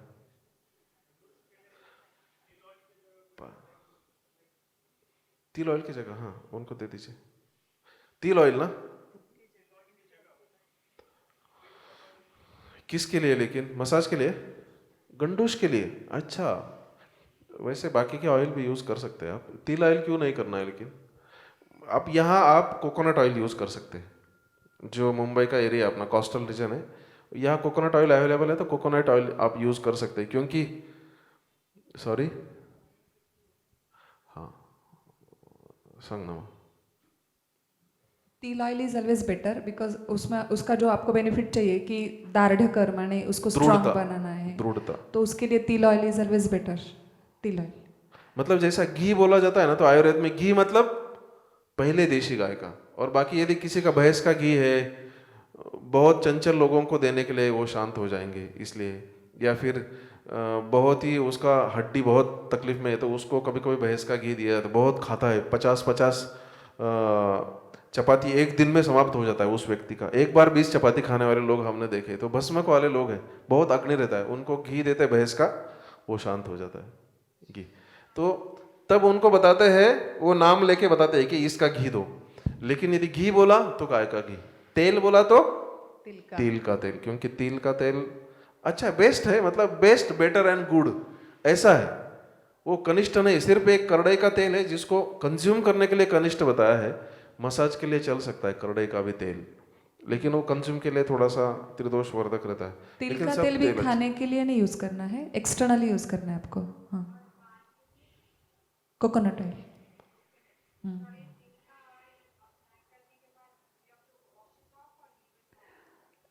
लिविटॉन चलेगा, लेकिन मूंग का या फिर बेसन का जो पाउडर है उसके साथ वॉश करना है, साबुन नहीं लगाने का। मूंग दाल का पाउडर या फिर बेसन, मसूर दाल का, मसूर दाल का पाउडर, कोकोनट ऑयल। मसूर दाल या बेसन दाल का फायदा ये होता है, सॉरी, कि आप जब सोप लगाते हैं ना साबुन, उसमें वो ये रहता है, सोपिंग एजेंट रहता है वो, उसको फोमिंग एजेंट, उसकी वजह से ऊपर का भी तेल निकलता है और वो स्किन के अंदर का भी तेल निकल जाता है। और जब आप ये मसूर का है या बेसन का है या मूंग का है, जिसका भी आटा लगाते हैं, उसमें आप देखिए आपके अनुसार है, चंदन का पाउडर उसमें डालिए, जो चंदन भगवान को ऑफर करते हैं उसको डालिए, फिर थोड़ा सा आप आंवले का पाउडर उसमें डालिए, आप त्रिफला का पाउडर लेके उसमें डालिए, उसको और अच्छा सुगंधित बनाइए, और सुगंधित बनाने के बाद फिर उसको अप्लाई करिए, आपको भी अच्छा लगेगा, सिर्फ बेसन लगाने से अच्छा है। हाँ, वो बटन को उसमें ऐड कर सकते हैं। कुछ लोगों को उष्ण तीक्ष्ण द्रव्य से एलर्जी रहती है, तो उनको ये चंदन तो जनरली किसी को एलर्जी नहीं रहता है, त्रिफला का भी किसी को एलर्जी नहीं रहता, आंवले का पाउडर का भी किसी को एलर्जी नहीं है, और अम्बा वो क्या बोल अम्बे हड़द इसका भी नहीं रहता है। तो इसको मिक्स करके आप लगा सकते हैं। उससे क्या होता है, स्किन के ऊपर का जो कपड़े को लगने वाला ऑयल है वो निकल जाता है, स्किन के अंदर का नहीं निकलता है, तो वो अच्छा है। और यदि आप लगा के रात भर उस स्मेल के साथ सो सकते हैं तो उससे अच्छा चीज़ ही नहीं, क्योंकि वो तिल सब शरीर के अंदर चला जाएगा, तिल का तेल। तो दैट इज वेरी नाइस। आपने कहा कि नीम का, नीम नीम अच्छा, नीम के तो बहुत ज़्यादा उपयोग है। नीम निम्ब तिक्तो अग्निकृत, मतलब कड़वे रस का है वो, तो इसलिए मीठे चीज़ों से जो भी बीमारियां होती है, मीठे पदार्थों से, वो सभी बीमारियों के ऊपर ये नीम चलता है, जिसको भी। हाँ कहा। और वो रक्षोघ्न भी है, माने जंतुओं से रक्षा करता है, इसलिए नीम के पत्ते डाल के पानी में डाल के उससे नहाते हैं। नीम का तेल जो है वो भी ऐसे ही रक्षा करने के लिए, जैसे कि कोई इन्फेक्शन हो गया है या फिर इन्फेक्शियस ऐसा वातावरण है रेनी सीजन, उसमें भी तिल तेल का बात जलाते हैं, तो उसके धुएं से जो हवा में जो जंतु है उसका नाश होता है। पत्ते खा सकते हैं। पत्ते खा सकते गुड़ी हैं। पाड़वा जो है अपना, जैसे सर ने बोला कि अपना कल्चर है, इट इज़ वेरी साइंटिफिक। तो गुड़ी पाड़वा के दिन जो पत्ता गुड़ी के ऊपर चढ़ता है, तो वहाँ से 15 डेज तक 15 दिन आगे आप अगर 10 पत्ता नीम कड़ू नीम का पत्ता चबाए तो वो टाइम पे जो पित्त जो खराब वो रहता है शरीर का वो, और सीजन के हिसाब से वो अच्छा है। पित्त में डिविएशन होता है, तो समर वो आता उसको है। बैलेंस कर देता है। तो शीत गुण का रहता है नीम, नीम के लेकिन बाहर अगर हर पूरा साल भर आप अगर नीम का पत्ता खाएंगे तो उसके दुर्गुण भी दिखेंगे। क्योंकि नीम नीम रूखा है। नीम यदि ज़्यादा खाया जाता है तो मन में और जॉइंट में रूखापन आता है, तो आदमी का बच्चे पैदा करने का शक्ति भी कम होने लगता है, मन में रुक्षता आती है और जॉइंट में रुक्षता आती है। इसीलिए औषध द्रव्य और आहार द्रव्य ऐसे दो प्रकार के द्रव्य हैं।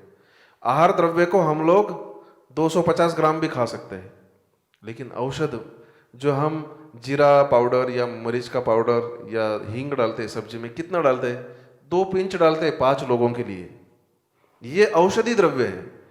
और आहार क्या है, हम दूधी कितना डालते हैं, इतना ज़्यादा दूधी डालते हैं 5 लोगों के लिए, तो भी दूधी खाने के बाद नुकसान नहीं होता है। लेकिन कड़वे नीम का ये है, कड़वा, इसलिए दवाइयाँ जीने का सहारा नहीं है, दवाइयाँ साथ में होनी चाहिए। क्यों? शस्त्र साथ में होने चाहिए, जब भी जिसकी जरूरत है उसको यूज किया जा सकता है, लेकिन खान पान में ही ऐसा खान पान होना चाहिए जो बीमारियों से आपको बचाए। तो ये बहुत विशेष बात ध्यान में रखना है। कुछ लोग अपना नीम, अभी करेला भी बहुत लोग खाते हैं, तो करेला के बहुत ज़्यादा अच्छे गुण हैं, लेकिन सिर्फ करेला खाते हैं डायबिटीज़ कम करने के लिए, तो डेफिनेटली जॉइंट पेन होता है। क्योंकि करेला को आम के साथ या अपना आमले के साथ या इमली के साथ खाते हैं।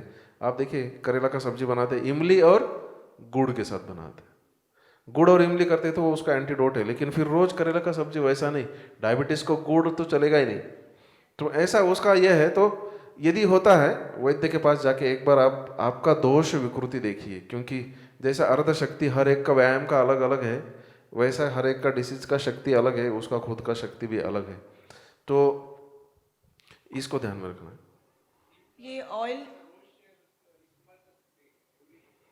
कर सकते हैं, आपका प्रकृति कौन सा है उसके अनुसार है। आपका यदि वात प्रकृति है तो नीम का आपको फायदा नहीं होता है, आपको ज्येष्ठ मध बहुत अच्छा रहता है। तो अशोक, ज्येष्ठ मध, नीम, लोद्र ऐसे अलग अलग है उसमें।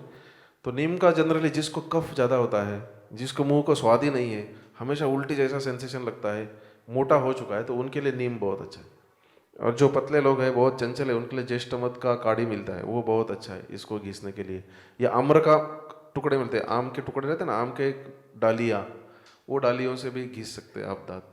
या फिर रेडीमेड आपको मिलते हैं, कॉम्बिनेशन भी बताया उन्होंने बताया कि एक या फिर एक सांप को साथ में मिला के भी करते, जैसे अभी को वज्रदंती ने बनाया है पाउडर उसका, वो पाउडर भी एक अच्छा है जिसमें फ्लोराइड या ऐसा कुछ चीज़ मिक्स नहीं किया है।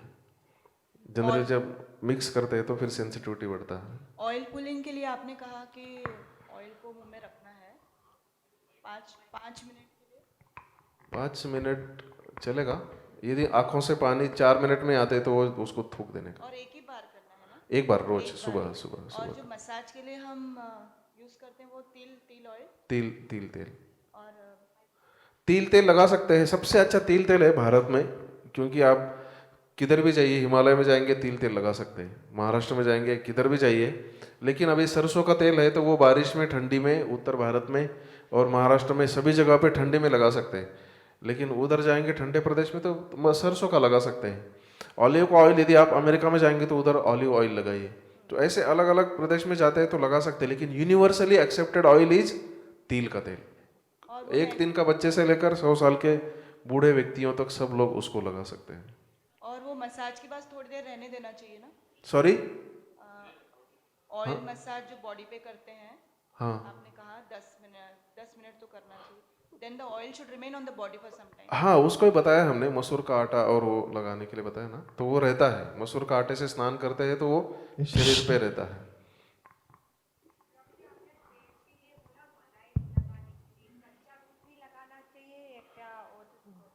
लगा सकते हैं, कच्चा दूध भी लगा सकते हैं। मलाई तो सबसे अच्छा है, क्योंकि मलाई का उद्देश्य स्नेहन है। वो आगे बताएंगे ना अभी। Will go next. ये देखिए, ये है ना, ये तो हमारा सेशन अभी शुरू नहीं हुआ है, हमने सिर्फ सिद्धांत देखे अभी, हम तो स्वाद में एंट्री करने वाले हैं अभी। सब आगे आगे सब बताने वाले। खाली पेट कभी भी कर सकते हैं प्रैक्टिकली। सुबह का समय बहुत अच्छा रहता है, हाँ शाम का भी अच्छा है, 2 बार भी लगा सकते हैं।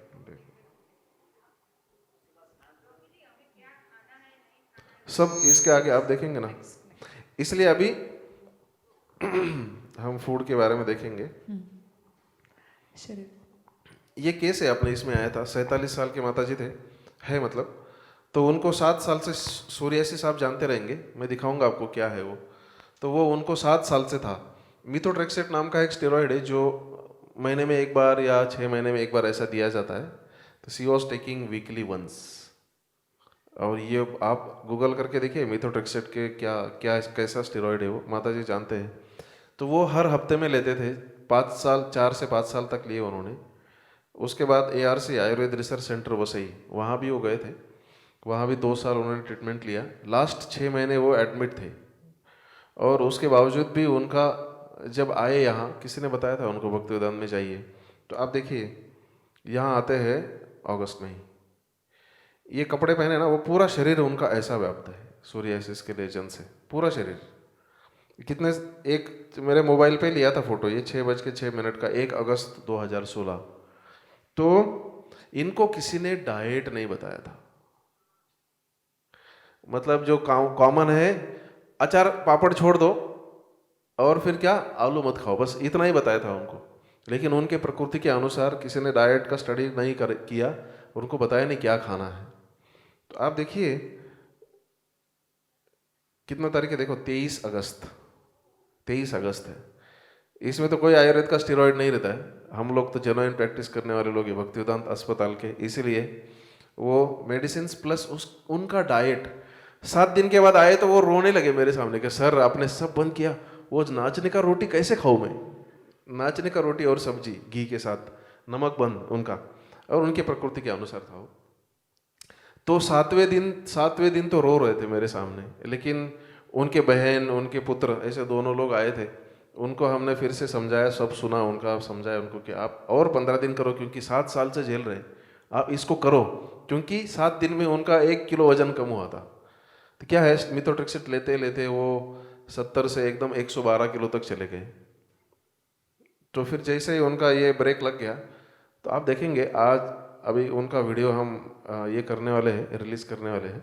उनके माँ आई बाद में, और वो तो साक्षात रोने लगी, बहुत समय तक रोती थी, क्योंकि ऐसी व्यक्ति किसी ऑफिस में जाके अपना कार्य कर रही है, मुंह के ऊपर भी ऐसे है और हाथ में भी ऐसे है, तो वो उनका आत्मविश्वास का लेवल क्या रहेगा आप समझ सकते हैं। सब लोग ऐसा देख रहे हैं कि किसी को हाथ लगाने का भी इच्छा नहीं होता है कि मालूम नहीं ये मुझे लगेगा या खुजली आएगा, मुझे क्या होगा, है कि नहीं। आप इसको समझ सकते हैं, लेकिन ये चीज सिर्फ आहार अच्छा पालने से 21 दिन में कितना फायदा हुआ आप देख सकते हैं। मैंने ये स्लाइड यहाँ इसलिए रखा है कि शास्त्र युक्त यदि हम आहार करते हैं तो उसका हमें कभी लॉस नहीं होगा, कभी लॉस नहीं होगा। और हमें यदि डिसीज से छुटकारा पाना है तो इसके सिवाय चारा ही नहीं है कुछ भी। तो ये बहुत आवश्यक है हमें समझना। और ये कोई हम नया नहीं सिखा रहे, ये अपने संस्कृति में पहले से चला आ रहा है। हमने सिर्फ क्या किया है, उसको छोड़ दिया है बीच में कि ये पुराने ख्यालात के लोग हैं, उनकी परंपराएं बहुत गलत है, इनको कुछ समझता नहीं है, हम नया इनोवेटिव कुछ करने वाले हैं, इस भाव से हमने छोड़ दिया बीच में, जिसका फल दिख रहा है। तो अभी आप देखेंगे लोग आते हैं, सर अभी पेशेंट आके हमेशा पूछते हैं कि सर इतना तो सब बंद कर दिया तो मेरे प्रोटीन्स का क्या होगा, मेरा सब प्रोटीन्स बंद कर दिया सर, अभी क्या होगा, मैं तो बहुत वीक फील करूंगी, मेरा कैल्शियम का क्या होगा, आयरन तो मेरा पहले से ही कम है, B12 भी कम हो गया, ऊपर से ये बंद कर दिया तो कहाँ से आएगा ये सब, है कि नहीं। तो मैं आपको एक प्रश्न पूछता हूँ, तुअर की दाल, मूंग की दाल, उड़द की दाल और मसूर की दाल, आप देखिए चारों दालें हैं, उनका प्रोटीन्स की मात्रा देखो आप, उनके जो कंटेंट्स है वो 22.5, 23, 23.5 या 24 ऐसा % उनका प्रोटीन्स है। लेकिन मूंग की दाल खाने से किसी को तकलीफ नहीं होता है, तुअर की दाल खाने से जो पित्त प्रकृति लोग हैं उनका एसिडिटी बढ़ता है, उड़द की दाल खाने से कफ बढ़ता है, चने की दाल खाने से वात बढ़ता है, घुटने दर्द बढ़ते हैं। चने की दाल सुबह खाने से कफ कम होता है, शाम को खाने से जॉइंट पेन स्टार्ट होता है। अभी प्रोटीन सुबह बदलता है और शाम को अलग रहता है, ऐसा तो नहीं होता है। सूखा चना है, उसमें क्या प्रोटीन बदलेगा, सुबह शाम वैसा ही रहेगा, मतलब है कि नहीं। तो उसमें क्या है आप देखेंगे, प्रकृति, संयोग, राशि, देश, काल, मात्रा, उपयोगिता और उपयोग संस्था, ये 8 प्रिंसिपल में से वो सिर्फ एक ही प्रिंसिपल देखते हैं, इस खाने में कितना प्रोटीन है, इतना कैलोरी है और इतना हीट है, राशि, मात्रा कितना है उसमें, क्वांटिटी। लेकिन आप देखेंगे प्रकृति, हर एक खाने का एक प्रकृति रहता है। मिर्ची है उष्ण प्रकृति का है, ककड़ी है शीत प्रकृति का है। तो जो खाना खा रहे हैं हम लोग, उसका प्रकृति क्या है खाने का, दैट डिसाइड्स आपके अंदर उसका क्या प्रभाव आने वाला है। दूसरा संयोग, कत्था, पान, चूना, तीनों को आप अलग से खा के देखिए, कभी लाल नहीं होगा। तीनों को साथ में मिलाइए, खाइए, तुरंत लाल होता है मुंह में। क्यों? संयोग, उचित मात्रा में चीज़ों को एकत्र मिलाने के बाद उसका जो रिजल्ट आता है वो हेल्दी रिजल्ट रहता है। ये संयोग किसको, वो किसको मालूम रहेगा, जिसने खुद बनाया है उसको मालूम रहेगा, जिन्होंने बताया है ये संयोग। तो आप देखेंगे छोला सब्जी करते समय भटूरा बनाने के लिए क्या डालते हैं उसमें, किसी को मालूम, दही डालते हैं उसमें। मैदा से जो वात बढ़ता है उसको दही टेक केयर करता है, चने से जो वात बढ़ता है वो दही उसको टेक केयर करता है। इमली डालते चना बनाते समय, छोला बनाते समय। तो ये घी डालना चाहिए वो तड़का देते समय, नारियल डालना चाहिए उसमें, बाद में उसमें कोकोनट, पुदीना डालते हैं उसमें, कोकम डालते हैं। ये क्यों? नेचुरली ये इसलिए डाला जाता है कि उनका संयोग एक हेल्दी संयोग बनता है। तो संयोग डिसाइड करता है कि आप क्या खा रहे हैं। समझे प्रोटीन से खा रहे हैं, लेकिन वो किसके साथ मिला के खा रहे हैं, दैट विल डिसाइड कि आपको डिसीज आएगा कि अच्छा ही आएगी। राशि कितना खा रहा है, देश कौन से देश का है, आप मुंबई में है और अमेरिका का तो फल नहीं खा रहे ना। ऑयल, ऑलिव ऑयल 800-900 रुपए का लीटर ऑयल है, लोग उसको घर में 5-5 लीटर की लेके आ रहे हैं अभी। आप सोचिए मतलब कितना इंटेलेक्चुअल इंडिपेंडेंस के बजाय इंटेलेक्चुअल डिपेंडेंस आ गया है, बहुत ज़्यादा। ये बहुत गलत बात है।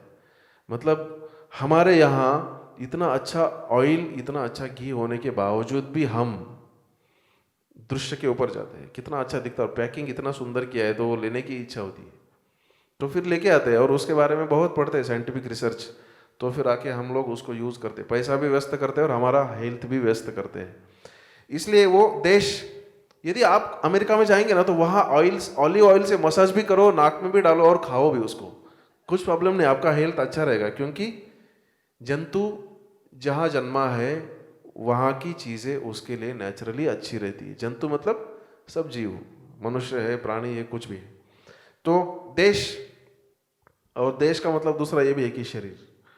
काल 2 प्रकार के रहते हैं, एक नित्यक और अवस्थिक। मतलब बच्चा हो गया, फिर तरुण हो गया और फिर बूढ़ा हो गया। ये नित्य का काल है, इसको कोई रुका नहीं सकता है। सूरज उगा बाद में शाम को ढल गया, वो उसको कोई रुका नहीं सकता। इसको बोलते हैं नित्य का काल।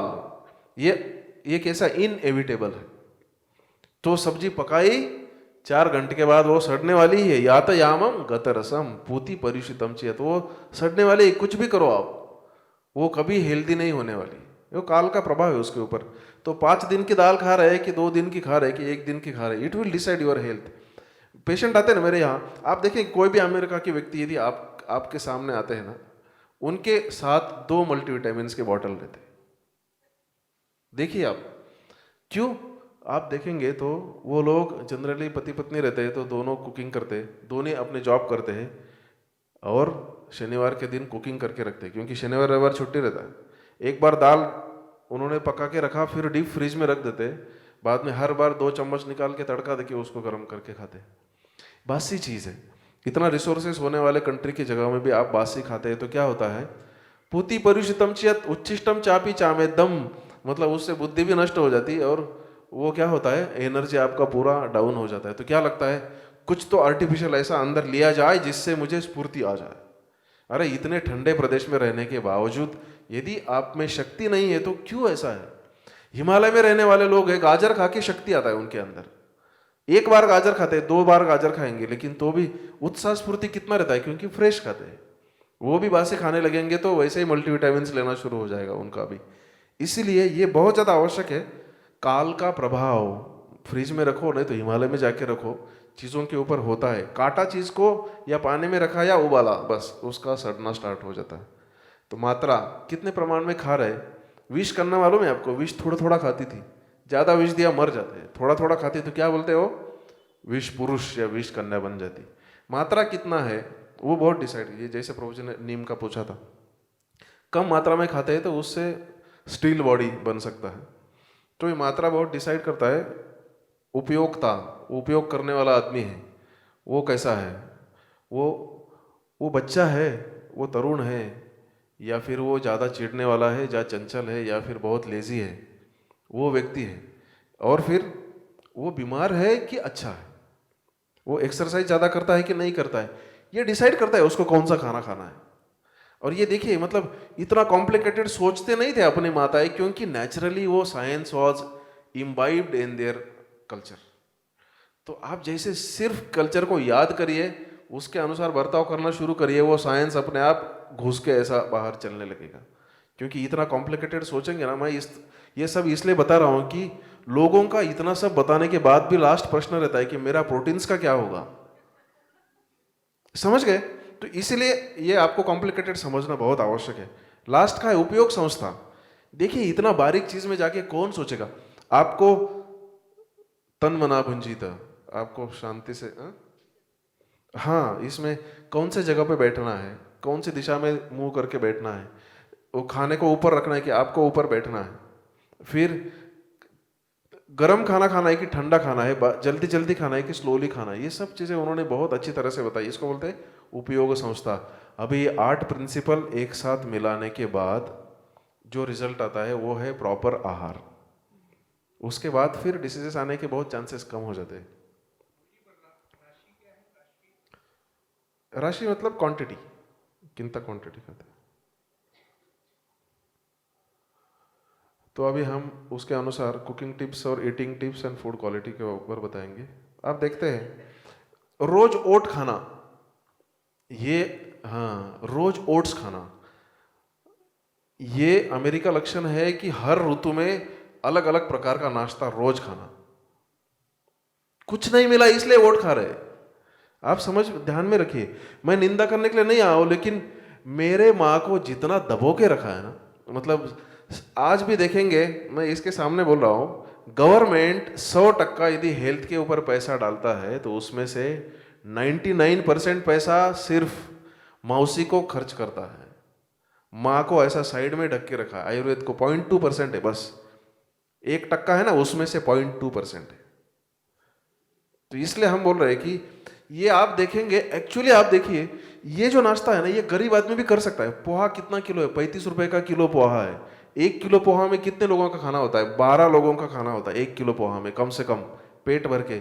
इसलिए ब्रेकफास्ट में जब एंट्री करना था भारत में वेस्टर्न कंपनीज को, तो बोले ब्रेकफास्ट में भारत के एंट्री करना बहुत ज़्यादा मुश्किल है, क्योंकि उनके पास फ्रेश कम पैसे में सभी लोगों को मिलने वाला मल्टीपल प्रकार का नाश्ता बहुत इजीली अवेलेबल है। लेकिन तो भी म्यूसली के रूप में, इसके रूप में वो घुस ही गए हैं पिज्ज़ा के रूप में। 100 रुपये 150 रुपये का एक नाश्ता, और ये पोहा आपका 3 रुपये में या 4 रुपये में पोहा बन सकता है। रोटी, ये देखो ना, ये सब गरीब लोग बना सकते हैं। इसमें से देखो कौन गरीब आदमी नहीं बना सकता है, सब बना सकते हैं। अमीर लोग भी बना सकते हैं, क्योंकि इसका टेस्ट अमीर को भी अच्छा लगता है और गरीबों को भी अच्छा लगता है। This is the richness of our culture, की जो कल्चर एकदम गरीब आदमी भी पाल सकता है और एकदम बड़े से ऊंचा एकदम श्रीमंत आदमी भी पाल सकता है, और दोनों को आनंद होता है साथ में। This is the richness of culture. तो हमें इसका क्या करना चाहिए, बहुत अभिमान नहीं करना चाहिए, लेकिन हमें इसके बारे में खुद का आइडेंटिटी पकड़ के रखना चाहिए कि ये हमारे लिए बहुत अच्छा है, हमें इसको फिर से वापस शुरू करना चाहिए। तो 8 प्रकार के कुकिंग के पद्धतियाँ हैं। भर्जनम, तलनम, स्वेदनम, कर्पर, मतलब भूनने से कुछ किया जाता है। ये सब 8 प्रकार क्या किए जाते हैं, अग्नि के संस्कार किए जाते हैं। अग्नि 52 प्रकार का अग्नि है इस दुनिया में, उसमें से एक है क्रव्याद अग्नि, जो चिताओं को जलाने के लिए यूज किया जाता है। तो एक है जाठर अग्नि, जो अन्न को पचाने के लिए यूज किया जाता है। और ये एक है ये अग्नि जो खाने को डिफरेंट तरीके से बदलवाने के लिए यूज किया जाता है। तो ये अलग अलग प्रकार है खाने को बदलने के। तो कुछ चीज़ें जिसको तलना ही पड़ता है, कुछ चीज़ें जिसको भूनना ही पड़ता है, कुछ चीज़ें जिसको उबालना पड़ता है, कुछ चीज़ें उसको सिर्फ रोस्ट करना पड़ता है, सूखा भूनना पड़ता है। तो ये 8 प्रकार है। तो उसमें एक तड़के का चीज़ है, आप देखिए अभी साइंस आप देखेंगे कितना अच्छा है। नारायण तेल किसी ने सुना है? नारायण तेल, महानारायण तेल, नीम का, ये जो तेल है, ये तेल कैसे बनाते हैं मैं आपको बताता हूँ। एक पानी लेते हैं 4 गुना, उसका 1 गुना तेल लेते हैं, वो काढ़ा रहता है, मतलब पानी मतलब काढ़ा दवाइयों का, समझो 35 दवाइयाँ है, उसका काढ़ा बना के पानी लिया, तो उस पानी में 1 लीटर तेल डाला, फिर उसको उबाला बहुत समय तक। कब तक? वो पानी उड़ जाता है, सिर्फ तेल ही बचता है। तो वो तेल वैसे देखा जाए तो तिल का तेल है, लेकिन वो तिल के तेल का आप कलर और टेस्ट देखेंगे तो वो कड़वा हो जाता है। सब मेडिसिन की क्वालिटीज उस तेल में आ जाती है, घी में आ जाती है।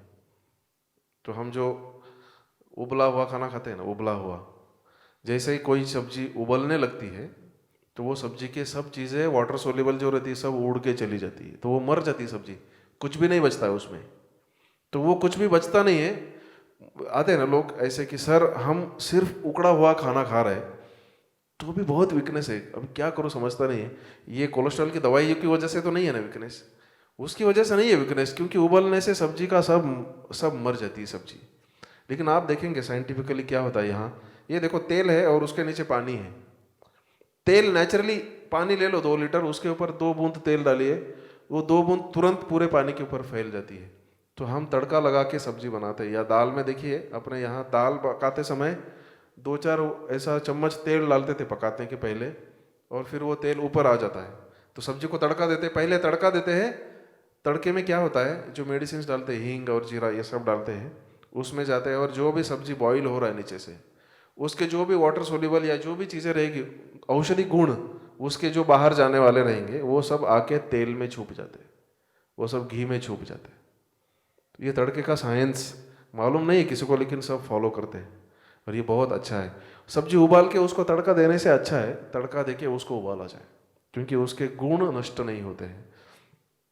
तो देखिए, आप पॉट तो आप सब जानते हैं, अभी इसमें 4 प्रकार के हैं, 5 प्रकार के भी हो सकते हैं। सोने का तो कोई यूज़ नहीं करता है, लेकिन तांबे का जो कढ़ाई है स्पेशली उसको चांदी का कढ़ाई बना के यूज़ करते हैं, तो वो सबसे अच्छा पात्र है। ताम्र का पात्र सबसे अच्छा है। चांदी का कढ़ाई अभी मुंबई में मुझे अभी तक मालूम नहीं कहाँ किया, लेकिन पुणे में देवल चांदी वाले ऐसे एक जगह है, वहाँ पे वो कढ़ाई किया जाता है, तो वहाँ से वो कढ़ाई करके भी भेजते हैं पात्र, यदि आपको चाहिए। बाद में ये है कांस्य का भी बहुत अच्छा है, इसमें ये रहता है, और ये लोहे का है साइड में, और ये साइड में है मिट्टी का। तो सब प्रकार के लोगों के लिए है, पॉट के लिए कुकिंग प्रैक्टिकली। रोटी देखिए आप, कितना अलग अलग रोटी है। प्लेन रोटी है, फुल्का है, चपाती है, तंदूरी रोटी है, बाटी, दाल बाटी जानते हैं? दाल बाटी रोटी का ही एक प्रकार है, दाल बाटी। रोटी के एक रहता है, बड़ा ऐसा रहता है, खानदेश में वो बनाया जाता है, और भाकरी, आगे भाकरी के नाम है सब, स्वीट रोटी है, पूरन पोली। तो चना जिससे जॉइंट पेन होता है, वो चना जब आप पूरन पोली के रूप में खाते हैं तो उससे बल मिलता है, स्ट्रेंथ आती है, वृक्ष बोलते हैं, शुक्र धातु बढ़ता है, बच्चे पैदा करने की शक्ति बढ़ती है। तो ऐसा संयोग का प्रभाव होता है पूरन पोली का। मांडा नाम का एक ये है, वो बताएंगे मांडा के ऊपर, आपने देखा भी है उसको। लेकिन ये इसलिए बता रहे कि हमारा इंडियन कुकिंग जो है वो कितना स्किलफुल है और कितना वैरायटी है उसमें, और आप कितना अच्छा सीख सकते हैं और उससे हेल्थ भी कितना अच्छा रख सकते हैं। जो स्टफ्ड रोटी है पूरन पोली, उसी का जो खानदेश है वहाँ पे हाथ पे लेके मीन्स उसमें स्टफ्ड हुए और हाथ में लेके वो बनाते हैं, और वो उसका साइज बहुत बड़ा रहता है, और वो मिट्टी के जो है उसको खापर बोलते हैं, उसके ऊपर उसको रोस्ट करते हैं और घी डाल के उसको खाते हैं। वो बहुत ही ज़्यादा पौष्टिक रहता है। तो आप ऐसे ही और ऐसा जो इंडियन है वो फूड सीखे। इसका विशेषता और ये है, मांडा हाँ, का विशेषता ये है, जिसके अंदर प्रेम है ना, जो माता जी के अंदर, उसके हाथ से वो मांडा कभी टूटता नहीं। जैसे ही रुक्षता आती है ना, वो उसमें दरारें आती मांडा बनाते समय। तो आप देखिए, जो भी मांडा बना, तो सभी माताओं को नहीं आता है, सब माताएं अच्छी रहती है, लेकिन कुछ कारणवश उनके अंदर वाद बढ़ता है, इसकी वजह से वो मांडा नहीं बना सकते हैं। साइंस है ये पूरा, सब साइंस है। तो इसको सब लोग करुणा अपने अंदर धारण करके सब सीख सकते हैं, लेकिन कुछ लोग नहीं सीखते हैं। लेकिन मुझे आपको बताना है कि ये मांडा बनाने का एक साइंस है, जिसको सीखते हैं लोग, और जो स्नेह भरी माताएं रहती है वो बहुत अच्छी तरह से बनाती है। और उस मांडा को आप जब स्वाद में लेते हैं तो पूरन पोली से भी उसका स्वाद ऊंचा स्वाद रहता है, बहुत अच्छा स्वाद रहता है। तो ये साइंस कल्चर से भरा हुआ ये कुकिंग है, इसलिए उन्होंने जितना हम उदाहरण जितना हम हाथ यूज़ करें उतना उसमें स्नेह ज़्यादा होता है। हाँ, तो उतना ज़्यादा वो अपने परिवार को ज़्यादा बल देगा, फल देगा। दशमी है, दशमी आप सब जानते हैं, जनरली ट्रैवलिंग जब करते हैं तो दशमी मतलब 10 दिन तक आप इसको खा सकते हैं। चपाती आज बनाया पानी में और कल सुबह किया तो दोपहर तक उसका स्मेल आना शुरू हो जाता है। लेकिन ये उसमें दूध, आटे में दूध डाल के थोड़ा शक्कर और नमक डाल के ऐसा जो रोटी बनता था वो पहले लोग मीन्स ट्रैवलिंग में लॉन्ग इसमें लिए अभी भी बनता है, हाँ अभी भी बनता है। और पहले इतना दिन दिन तक वो उसके ऊपर गुजारा करते थे। अभी हम लोग क्या प्रिफर करते हैं कि बीच में कुछ आ जाए, वड़ा पाव आ जाए या कुछ ऐसा आ जाए और वो खा लेते हैं, और जिससे बीमारियां बढ़ती है।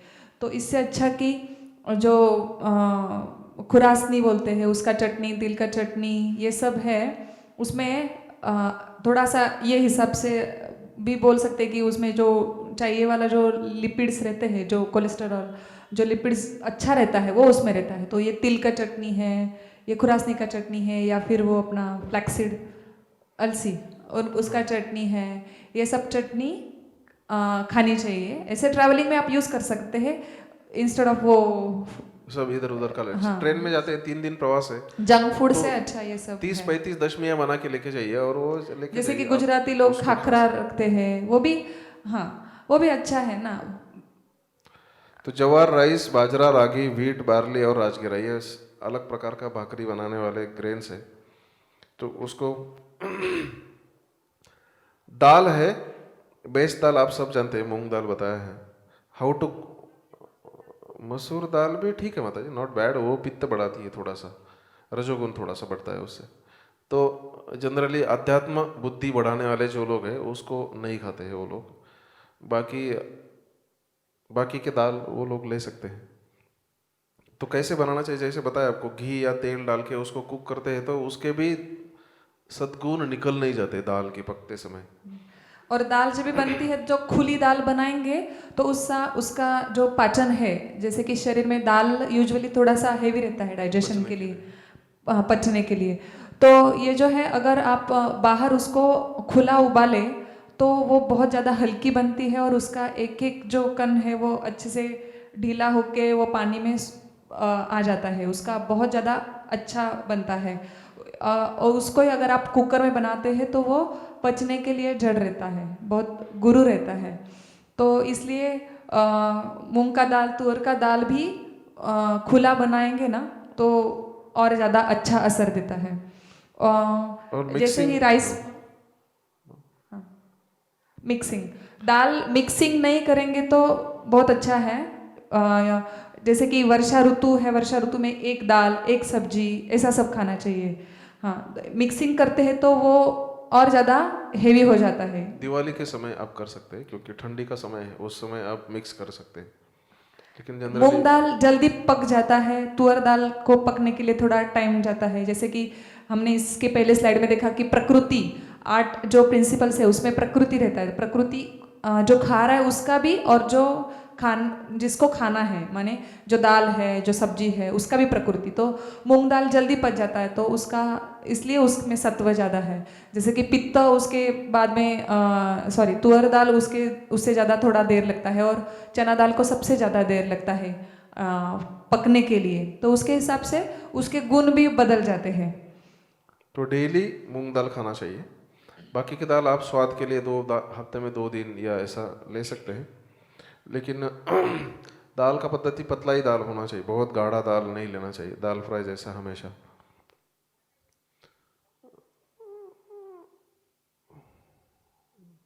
हाँ, राइस देखते हैं आप, अलग अलग प्रकार के राइस है, तो आपको बताने के लिए 1 साल पुराना चावल यूज़ करना चाहिए। सबसे अच्छा चावल है 60 दिन में आने वाला, जिसको महाराष्ट्र में हड़वा राइस बोलते हैं, साउथ इंडिया में भी आता है वो, 60 दिन में आने वाला चावल सबसे अच्छा है। उसके बाद ब्राउन राइस सबसे अच्छा है, उसके बाद बासमती अच्छा है दीर्घशाली, और 4 नंबर फिर कोलम राइस, ये कलम साली बोलते हैं उसको, कोलम राइस। ये चारों खाने के लिए बहुत अच्छे हैं, लेकिन उनको 1 साल पुराना है तो बहुत अच्छा। ध्यान में रखिए, नया कोई भी धान्य नहीं खाना चाहिए। आप अभी ले कर रखो, नया लगा तो, लेकिन उसको 8-9 महीने के बाद उसको खाइए, क्योंकि 2-3 महीने पहले ही वो बाजार में आता है, तो 1 साल के बाद आप उसको खा सकते हैं। क्योंकि डायबिटीज़ के या आम बनाने के जो, आम मतलब डिसीज़ का जो पहला स्टेप होता है वो स्टिकीनेस से होता है। स्टिकीनेस जो हम देखेंगे, वो स्टिकीनेस के लिए नए धान्य बहुत ज़्यादा कारणीभूत रहते हैं। तो नया चावल, नया गेहूँ, नया जो कुछ भी नया नहीं खाना चाहिए, पुराना 1 साल पुराना रहता है तो अच्छा है। चावल पकाने की विधि में बहुत ज़्यादा पानी में चावल उबाल के पानी फेंक देना, ये बहुत अच्छा मेथड है। सबसे ज़्यादा कुकर में जो उसका जो स्टिकीनेस है वो उसके साथ ही रहता है, तो पानी फेंक देंगे तो चावल हल्का बनता है। पचने के लिए हाँ, और पॉलिश्ड राइस कम यूज़ करेंगे तो और अच्छा है। और अच्छा है। स्टेल राइस नहीं खाना चाहिए, बहुत ही ज़्यादा डिसीजेस लाता है। तो अग्नि तो आप जानते हैं सब, माइक्रोवेव अभी तो हम लोग ज़्यादा यूज़ नहीं करते, कुछ लोग करते होंगे। स्पीड बहुत ज़्यादा है माइक्रोवेव का, आप जानते हैं माइक्रोवेव में पकाने का स्पीड बहुत फास्ट है, तो वो स्पीड 3 मिनट में उसमें केक बनता है ना। ओटीजी में थोड़ा उससे ज़्यादा समय लगता है, कुकर में या गैस में उससे भी ज़्यादा समय लगता है। तो कोई भी आयुर्वेद का मेडिसिन बनाने का जो प्रिपरेशन मेथड है, तो उसमें ऐसे अग्नि के प्रकार है। तो हम लोग बोलेंगे कि कुक ही करना है ना, तो उसमें इतना क्या सोचने का, माइक्रोवेव में करे इसमें करे, लेकिन उसमें बहुत ज़्यादा फर्क आता है। क्योंकि मेडिसिन बनाते समय हम लोग को बोला जाता है कि ये औषधि के लिए 20 रानशेनी, वो गौरी रहता है रानशेनी, इतना चाहिए उसको, उसको इतना डेप्थ में लगाना है, या फिर उसको स्वांगशित माने खुद ही ठंडा हो देना है, या फिर उसको निकाल के शेड में रख के उसको ठंडा करना है। तो बहुत ही सूक्ष्म भाव रहता है हर एक चीज़ में। तो इसीलिए आप अभी के लिए ये करें कि माइक्रोवेव और ओटीजी का जितना कम यूज़ करें, माइक्रोवेव का तो करिए ही नहीं, वो बहुत ही अच्छा रहेगा आपके हेल्थ के लिए। और आप देखते हैं रोटी बनाते समय, फुल्का जब बनाते हैं तो एक ही प्रकार का, यदि हेवी गैस है, बहुत ज़्यादा गैस है और उसके ऊपर रोटी रखते हैं तो रोटी फूलता नहीं है अच्छा। एक साइड में उसको मंद गैस के ऊपर करना चाहिए, मतलब 25%, दूसरी साइड में थोड़ा ज़्यादा गैस पे करना है, और फिर तीसरी साइड में तवा निकाल के उसको भूनना है, तो बहुत अच्छी तरह से फूलता है। जवार का रोटी भी वैसा ही है। सब्जी बनाते समय आप देखो, कोई भी सब्जी बनाइए ज़्यादा गैस के ऊपर और उसको कम गैस के ऊपर बनाइए। समझो आपने दूधी का सब्जी या कोई भी परवल का सब्जी है, उसको मंद गैस पे बनाइए, सब्जी में जलन की महसूस नहीं होता है, जलने का ऐसा बास आता है, तो वो नहीं आता है। इसलिए मंद गैस, मंद अग्नि बहुत ही अच्छा रहता है पकाने के लिए, मंद टू मध्यम, तीव्र अग्नि अच्छा नहीं है। ये तो सूरज का प्रभाव बताया है। एक महाराष्ट्र में धनगर नाम के लोग हैं, धनगर, जो मेंढी मतलब उनको शिप्स, उनको पालने का व्यवसाय करते हैं। तो उनके यहाँ जैसे ही वो रोटियां बनाते हैं, सबका खाना होने के बाद यदि रोटी बचती है तो वो क्या करते हैं, सूर्यदेव को दिखाते हैं। तो 11 बजे रखते, 10-11 बजे रखे हैं, फिर 2-3 बजे तक वहाँ रहती है। तो सूर्यदेव क्या करते हैं, रोटी का पानी निकाल लेते हैं उसका। जैसे ही पानी निकल जाता है, सूर्यदेव का अग्नि का शक्ति आता है, तो वो रोटी 5-6 दिन तक वो लोग कड़क रोटी खाते हैं, तो भी उनको कुछ भी बीमारी नहीं आती। क्योंकि सूर्य साक्षात अग्नि का रूप है, सूर्यदेव के सामने सभी दोष नष्ट होते हैं। अम्बापोली नाम का एक ये है, रोटी है, जो आम का रस बनाते हैं। आप आम का रस छाव में रख दीजिए, 6 घंटे के बाद काला पड़ जाता है और सबसे ज़्यादा विषारी बनता है, वो नहीं लेना चाहिए बाद में। लेकिन वही आम रस आप यदि सूरज के सामने रखते हैं, प्लेट में डाल के, ऐसा सूरज उसके अंदर का वो विष निकाल लेता है और उसका एक चपाती के जैसा पदार्थ बनता है, उसका चपाती बनाते हैं और वो 6-6 महीने तक खाते हैं लोग उसको, जब तक दूसरा आम ना आ जाए। उसको संस्कार बोलते हैं। सूर्य किरण का वो उस पे संस्कार होता है और इस कारण वो टिकता है। तो फ्रिज में रख के स्टफ करके जो मैंगो पल्प रखते हैं, तो उस पे तो कोई संस्कार नहीं हुआ है। जैसे उपदेशामृत में भी है कि सूर्यदेव जो सनलाइट है वो कैसे शुद्ध करता है, शुद्ध कर, क्लीन करता है, वो प्रैक्टिकल है। तो ये सब अलग अलग सब्जियां हैं। अपने महाराष्ट्र, मुंबई में तो सब सब्जियां मिलती, आप ले सकते हैं। लेकिन मुझे इसके ऊपर ये बोलना है, पड़वल का जो सब्जी है, पड़वल का सब्जी पूरे दुनिया में आप जहाँ जहाँ मिलता है वहाँ सब ले सकते हैं। अभी और 2 महीने आपके पास है।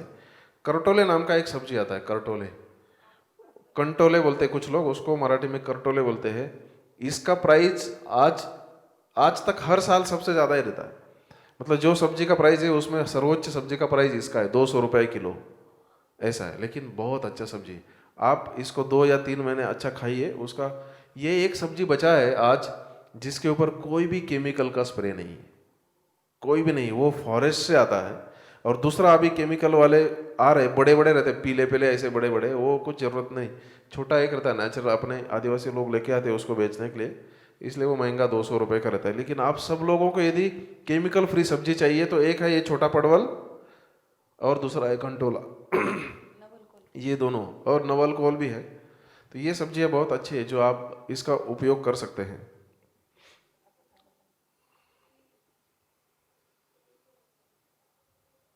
रूट्स आपको खाने हैं तो ये 5 रूट्स है। आलू का ऑप्शन है बहुत अच्छा, आप देखिए आलू के जैसे दिख रहा है सूरन, उसको उबाल के रखिए, जिस भी सब्जी में आपको स्टफ करके डालना है उसको खाइए। क्योंकि सूरन को आयुर्वेद में तांबा रहता है, ताम्र मतलब कॉपर ऑक्साइड बहुत ही विषारी पदार्थ है, कॉपर से जो टॉक्सिक बनते हैं अंदर। कॉपर को शुद्ध करने के लिए आयुर्वेद में सूरण को यूज करने के लिए बताया है। तो सूरण इज एंटीडोट ऑफ कॉपर। तो ये हम यदि खाते हैं तो वो सूरण के बहुत अंदर फायदे, पाइल्स कभी होते नहीं है, टेस्ट भी आलू के जैसा ही ऑलमोस्ट आता है। आप हर जगह पे उसको आलू के जगह पे यूज़ कर सकते हैं, क्योंकि इतना कंडीशनड हो चुके हैं आलू यूज़ करने के लिए, तो उसको यूज़ कर सकते हैं। इमली के साथ यूज करना। हाँ, इमली के साथ स्पेशली, या कोकम के साथ। और ये है अरवी भी आलू के जैसा है, आप यूज़ कर सकते हैं, लेकिन बहुत अच्छा सब्जी ये भी। और सैलड खाना चाहते हैं, ये तीनों है, कच्चे भी खा सकते हैं आप, ये अग्नि को आपके इम्प्रूव करते हैं खराब करने के बजाय। जो कच्चा खाना है वो दिन में खाना है, रात को सैलड नहीं खाना चाहिए। और जो गाजर है, गाजर का जो अंदर का पार्ट है वो निकाल के खाएंगे तो फिर उसका अच्छा गुण आता है। फल तो अभी प्रिंसिपल तो फल का है। फल जनरली 2 प्रकार के रहते हैं, एक अग्नि को मदद करने वाले और दूसरे अग्नि को नष्ट करने वाले। तो अमेरिका में जो लोग हैं या कश्मीर में जो लोग हैं ठंडे प्रदेश में, उनका अग्नि बहुत स्ट्रांग है, इसलिए नेचर ने उनके लिए एक स्पेशल स्ट्रांग फ्रूट बनाया है, एप्पल। तो वो यदि एप्पल खाते हैं तो बहुत बड़े अग्नि को वो शांत रखता है, क्योंकि पालेवतम अत्यग्नि शमनम, बहुत जिसका अग्नि अच्छा है उसको वो थोड़ा शांत रखता है। इसलिए अग्नि को कुछ नहीं मिले ना खाने के लिए तो अग्नि मारता है। इसलिए an apple a day keeps doctor away. जहाँ ठंडा प्रदेश है वहाँ यदि अग्नि बढ़ गया लेकिन उसको कुछ नहीं मिला तो वो आदमी को डॉक्टर के पास लेके जाता है, तो उसको एप्पल खाना चाहिए। तो प्रिंसिपल क्या है, अग्नि को बढ़ाने वाले कुछ फल है जो ये लाल रंग के दिखते हैं ना, अब लाल ऑरेंज ये कलर के जो है, ये सब अग्नि को बढ़ाते हैं, हेल्प करते हैं। तो सुबह दोपहर शाम खाने के साथ, खाने के बाद, पहले खाली पेट, सभी समय आप इसको खा सकते हैं। ये बहुत अच्छे फ्रूट्स है। और सीजनल सीजन के अनुसार आए हुए फ्रूट खाने चाहिए, लेकिन वो सिचुएशनल भी होने चाहिए। आप जिस प्रदेश में रहते हैं उसमें पकते हैं तो वो और ज़्यादा अच्छे रहते हैं। और रिलेशन विद फूड बताया आपको कि कुछ फ्रूट्स है जो खाने के साथ भी खाए जाते हैं, लेकिन कुछ नहीं खाने चाहिए। और बेस्ट फ्रूट तो सबसे अच्छा फ्रूट आयुर्वेद में द्राक्षा बताया। अंगूर का जो सूखने के बाद जो बनता है मनुक का, वो सबसे अच्छा सबसे अच्छा फ्रूट है। सूखा उसके बाद द्राक्षा। आम है और अनार, और केला भी बहुत अच्छा है। जिसका अग्नि स्ट्रांग है वो दिन में दोपहर को केला खा सकते हैं। लेकिन बच्चों को वजन बढ़ाने के लिए सुबह सुबह 7 बजे स्कूल में जाने से पहले ही एक केला देना उनका बहुत बड़ा शत्रुता करने जैसा है, क्योंकि केला अग्नि को मंद करता है। छोटे बच्चों को केला देंगे तो उनको अच्छी चीज़ों में आनंद ही नहीं आएगा, वो हमेशा चटपटे ही चीज़ खाने की इच्छा करेंगे, क्योंकि अग्नि बहुत कमजोर बन जाता है उनका। और बार बार सर्दी खांसी हो जाएगा वो तो उनके। होता है। लेकिन केला अच्छा है, बुरा नहीं है, केला भी अच्छा चीज़ है। उसको खाने के साथ इलायची के साथ खाना चाहिए, क्योंकि इलायची केले का एंटीडोट है। कार्डेमम है ना, कार्डेमम, वो केले का एंटीडोट है, इसलिए इलायची केला नाम पड़ा है, क्योंकि केले के साथ हमेशा इलायची खा जाता है। कहाँ? आयुर्वेद के प्रदेश में, तो उसको इलायची केला बोलते हैं। इलायची हमेशा होना चाहिए। ड्राई फ्रूट्स खा सकते हैं, अच्छे हैं ड्राई फ्रूट्स भी। सेंद्रिय होना चाहिए। समय अपने पास थोड़ा सा कम है, लेकिन तो भी ये जो जीएम है ना, वो वीडियो इधर ही मुझे दिखाना पड़ेगा क्या?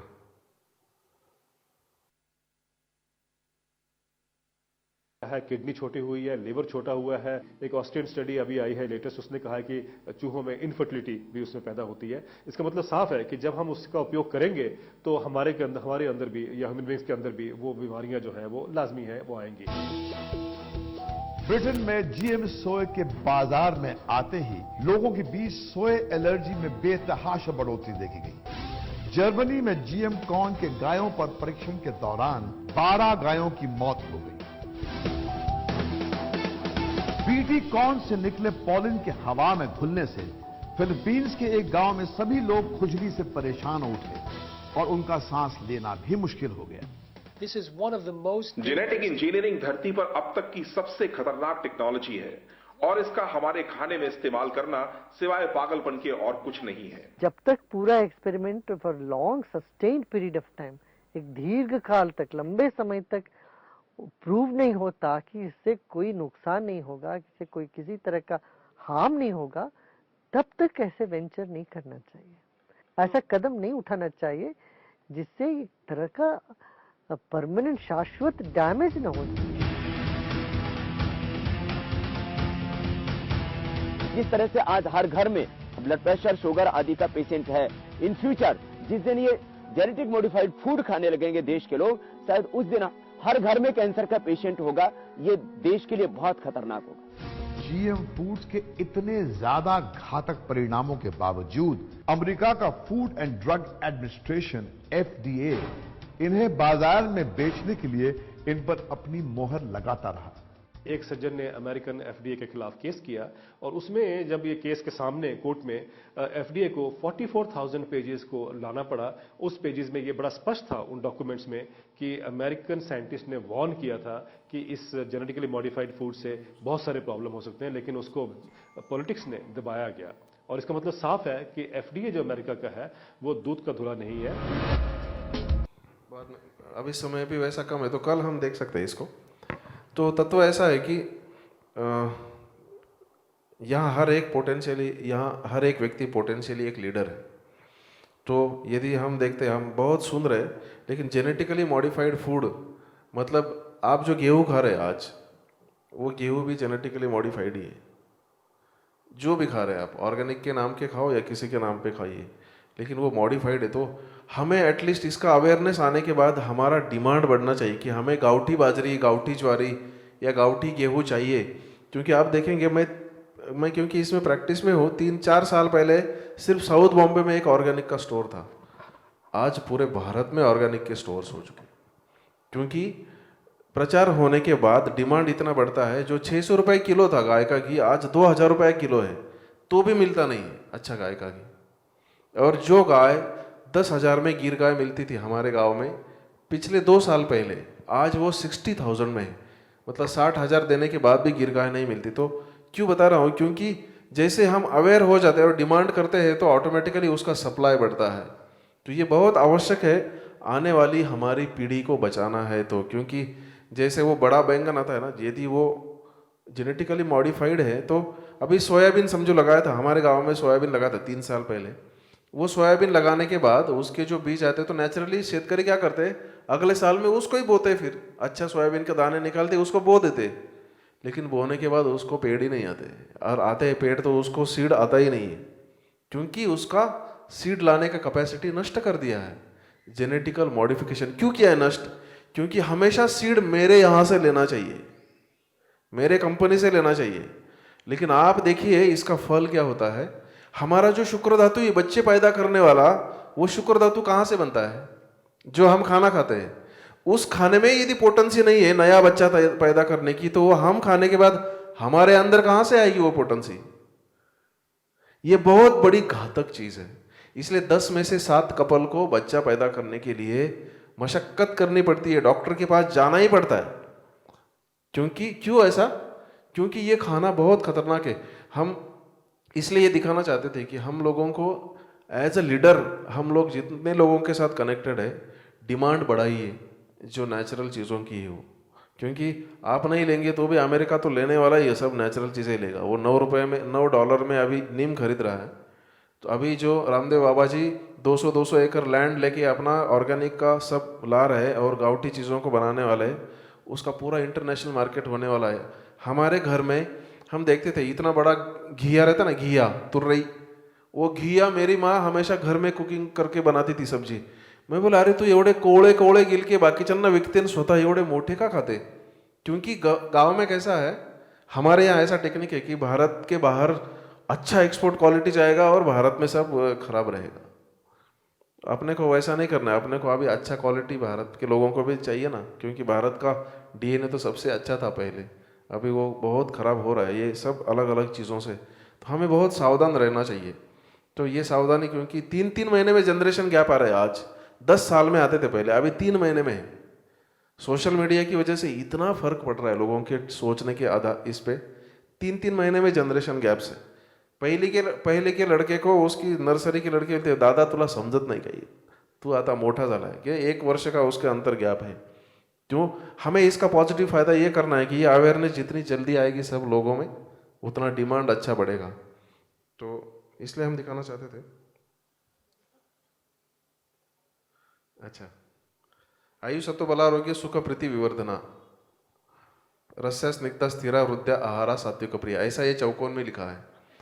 तो इसका मतलब है हम खाना किस लिए खाते हैं, हमारा आयुष्य बढ़े, विवर्धना मतलब आयुष्य बढ़े, और सत्व मतलब हमारा मन का शक्ति बढ़े, आज जो है उससे ज़्यादा उसमें विकास हो मन के अंदर।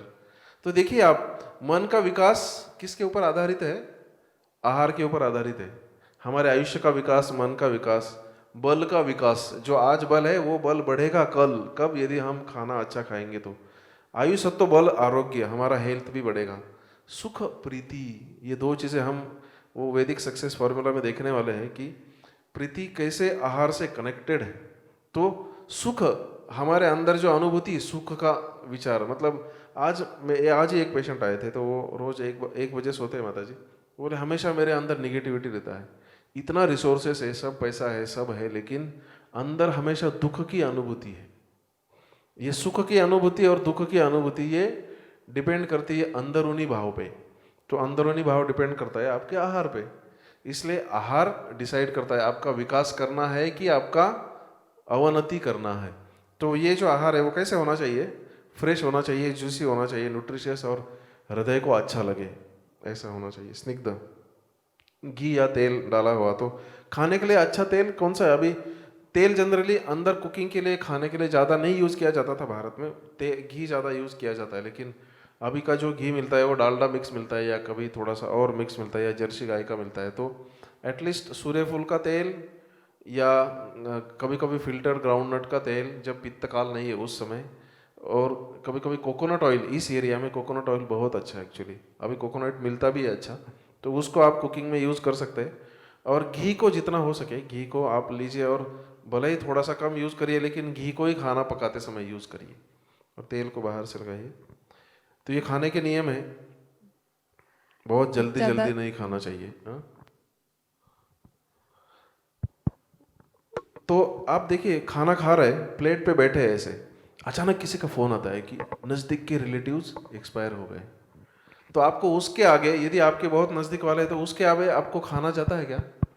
नहीं जाता है। क्यों? क्योंकि आपकी भूख सिर्फ शारीरिक नहीं है, मेंटल फेज, मन से उसका बहुत बड़ा कनेक्शन है। इसीलिए टीवी पे चल रहे प्रोग्राम्स, उसमें क्या चल रहा है? यदि युद्ध चल रहा है, यदि मारामारी चल रही, सास ससुर जी का झगड़ा चल रहा है, या फिर सास बहू का झगड़ा चल रहा है, ये सब चीज़ों का आपके मन के अंदर प्रभाव हो रहा है। तो एड्रेनालिन सीक्रेट होता है या फिर और दूसरा हार्मोन सीक्रेट होता है। उस समय जब आप खाना खा रहे या बच्चों को खिला रहे, बच्चों को देखो देखो बाबू आ गया, डर गया बच्चा तो मैं खाऊंगा अभी, तो डर के मारे वो यदि खाना खाता है तो उसके अंदर और ज़्यादा इनसिक्योरिटी फीलिंग डेवलप होता है वो खाना खाने के बाद। ये ध्यान में रखिए। हम लोग अपना कार्य करने के लिए क्या करते हैं, बच्चों को टीवी लगा देते हैं और उसके सामने वो समझो लिटिल कृष्णा भी है तो भी वो ऐसा सांप के ऊपर भगवान जी ऐसे जा रहे हैं और कालिया को मार रहे जोर से, तो वो बच्चा ऐसा डरता है अभी क्या होगा, क्योंकि बच्चे बहुत ही क्लियर रहते हैं, इसलिए वो उस चीज़ में मिल जाते हैं। तो जैसे ही वो हॉरर का चीज़ चालू हो जाता है तो उनका पूरे भाव बदलते हैं। उस समय वो यदि खाना डालते हैं आप तो वो भी अच्छा नहीं, और खुद भी खाते हैं ऐसे समय तो अच्छा नहीं। इसलिए तन मना भुंजित, तन और मन से प्रसाद लेना चाहिए। तो सब उसके ऊपर ही ध्यान देना चाहिए। आप प्रभुपाद का फोटो देखा रहेगा आपने, प्रभुपाद जी वॉल के ओर मुंह करके ऐसा प्रसाद लेते थे कभी कभी। क्यों? क्योंकि मौन पकड़ के प्रसाद लेना चाहिए, कुछ भी देखना नहीं चाहिए बाकी की चीज़। जैसे प्रसाद को लेना, यहाँ तक लेके जाना, उसका नाक से सुगंध महसूस करना, क्योंकि वो सुगंध भी आपको पोषण देता है। इंद्रियों का पोषण ब्रेन में होता है, सुगंध से पोषण होता है, और फिर उसको खाना। महाभारत में देखो आप, भीम बोलते हैं कि पहले लड्डू को सुगंध लेना चाहिए, फिर उसको खाना चाहिए। फिर महाराष्ट्र में तो ऐसा है, वाड़का रहता था बीच में, ये जो है ना केले के बीच में ऐसा एक वाटी है, वाटी में पानी रहता है।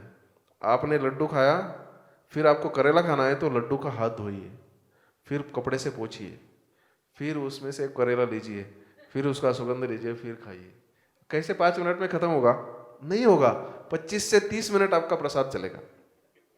और जब ऐसा लेंगे तो सच्ची तृप्ति की भावना आएगी। ध्यान में रखिए, खाना खाने के बाद यदि तृप्ति की भावना आती है तो ही आदमी दूसरे लोगों के साथ जो बर्ताव करता है वो कैसा समाधान पूर्वक करेगा। नहीं तो जो बर्ताव असमाधान कारक रहता है ना, किस अपेक्षा रहती है कि तूने ये किया ही नहीं, तूने ऐसा ही करना है, तूने ये नहीं किया। क्यों? खाते समय उसका संतोष नहीं हुआ है, क्योंकि जिह्वा सबसे बड़ा इंद्रिय है। जिह्वा की यदि संतोष होता है तो उसके बाद जो बाकियों का इंद्रियों का संतोष ऑटोमेटिकली होता है। इसलिए जिह्वा बहुत विशेष इंद्रिय है। तो इसको तृप्त करने का तरीके है ये, स्लोली ये ऐसा करके भगवान का याद करके फिर शांति से लेंगे तो वो संतुष्टि होती है। इसलिए स्लोली खाना बहुत आवश्यक है।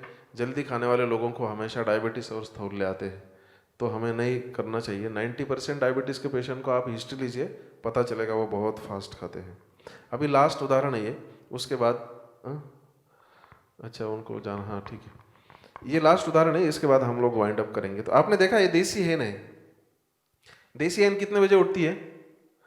सुबह 4 बजे। स्वस्थो रक्षार्थम आयुषः, वो आयुष्य रक्षण करने के लिए ब्रह्म मुहूर्त में उठ जाती है। नेचुरल इनकलकेशन है ना, वो भगवान अंदर बैठे हैं उनके, वो उठ जाती है और उठने के बाद सबको भी उठा देती है। फिर सुबह जैसे सूरज उगता है खाना चुनने के लिए जाती है, चल के प्यास लगती है फिर पानी चुनने के लिए जाती है।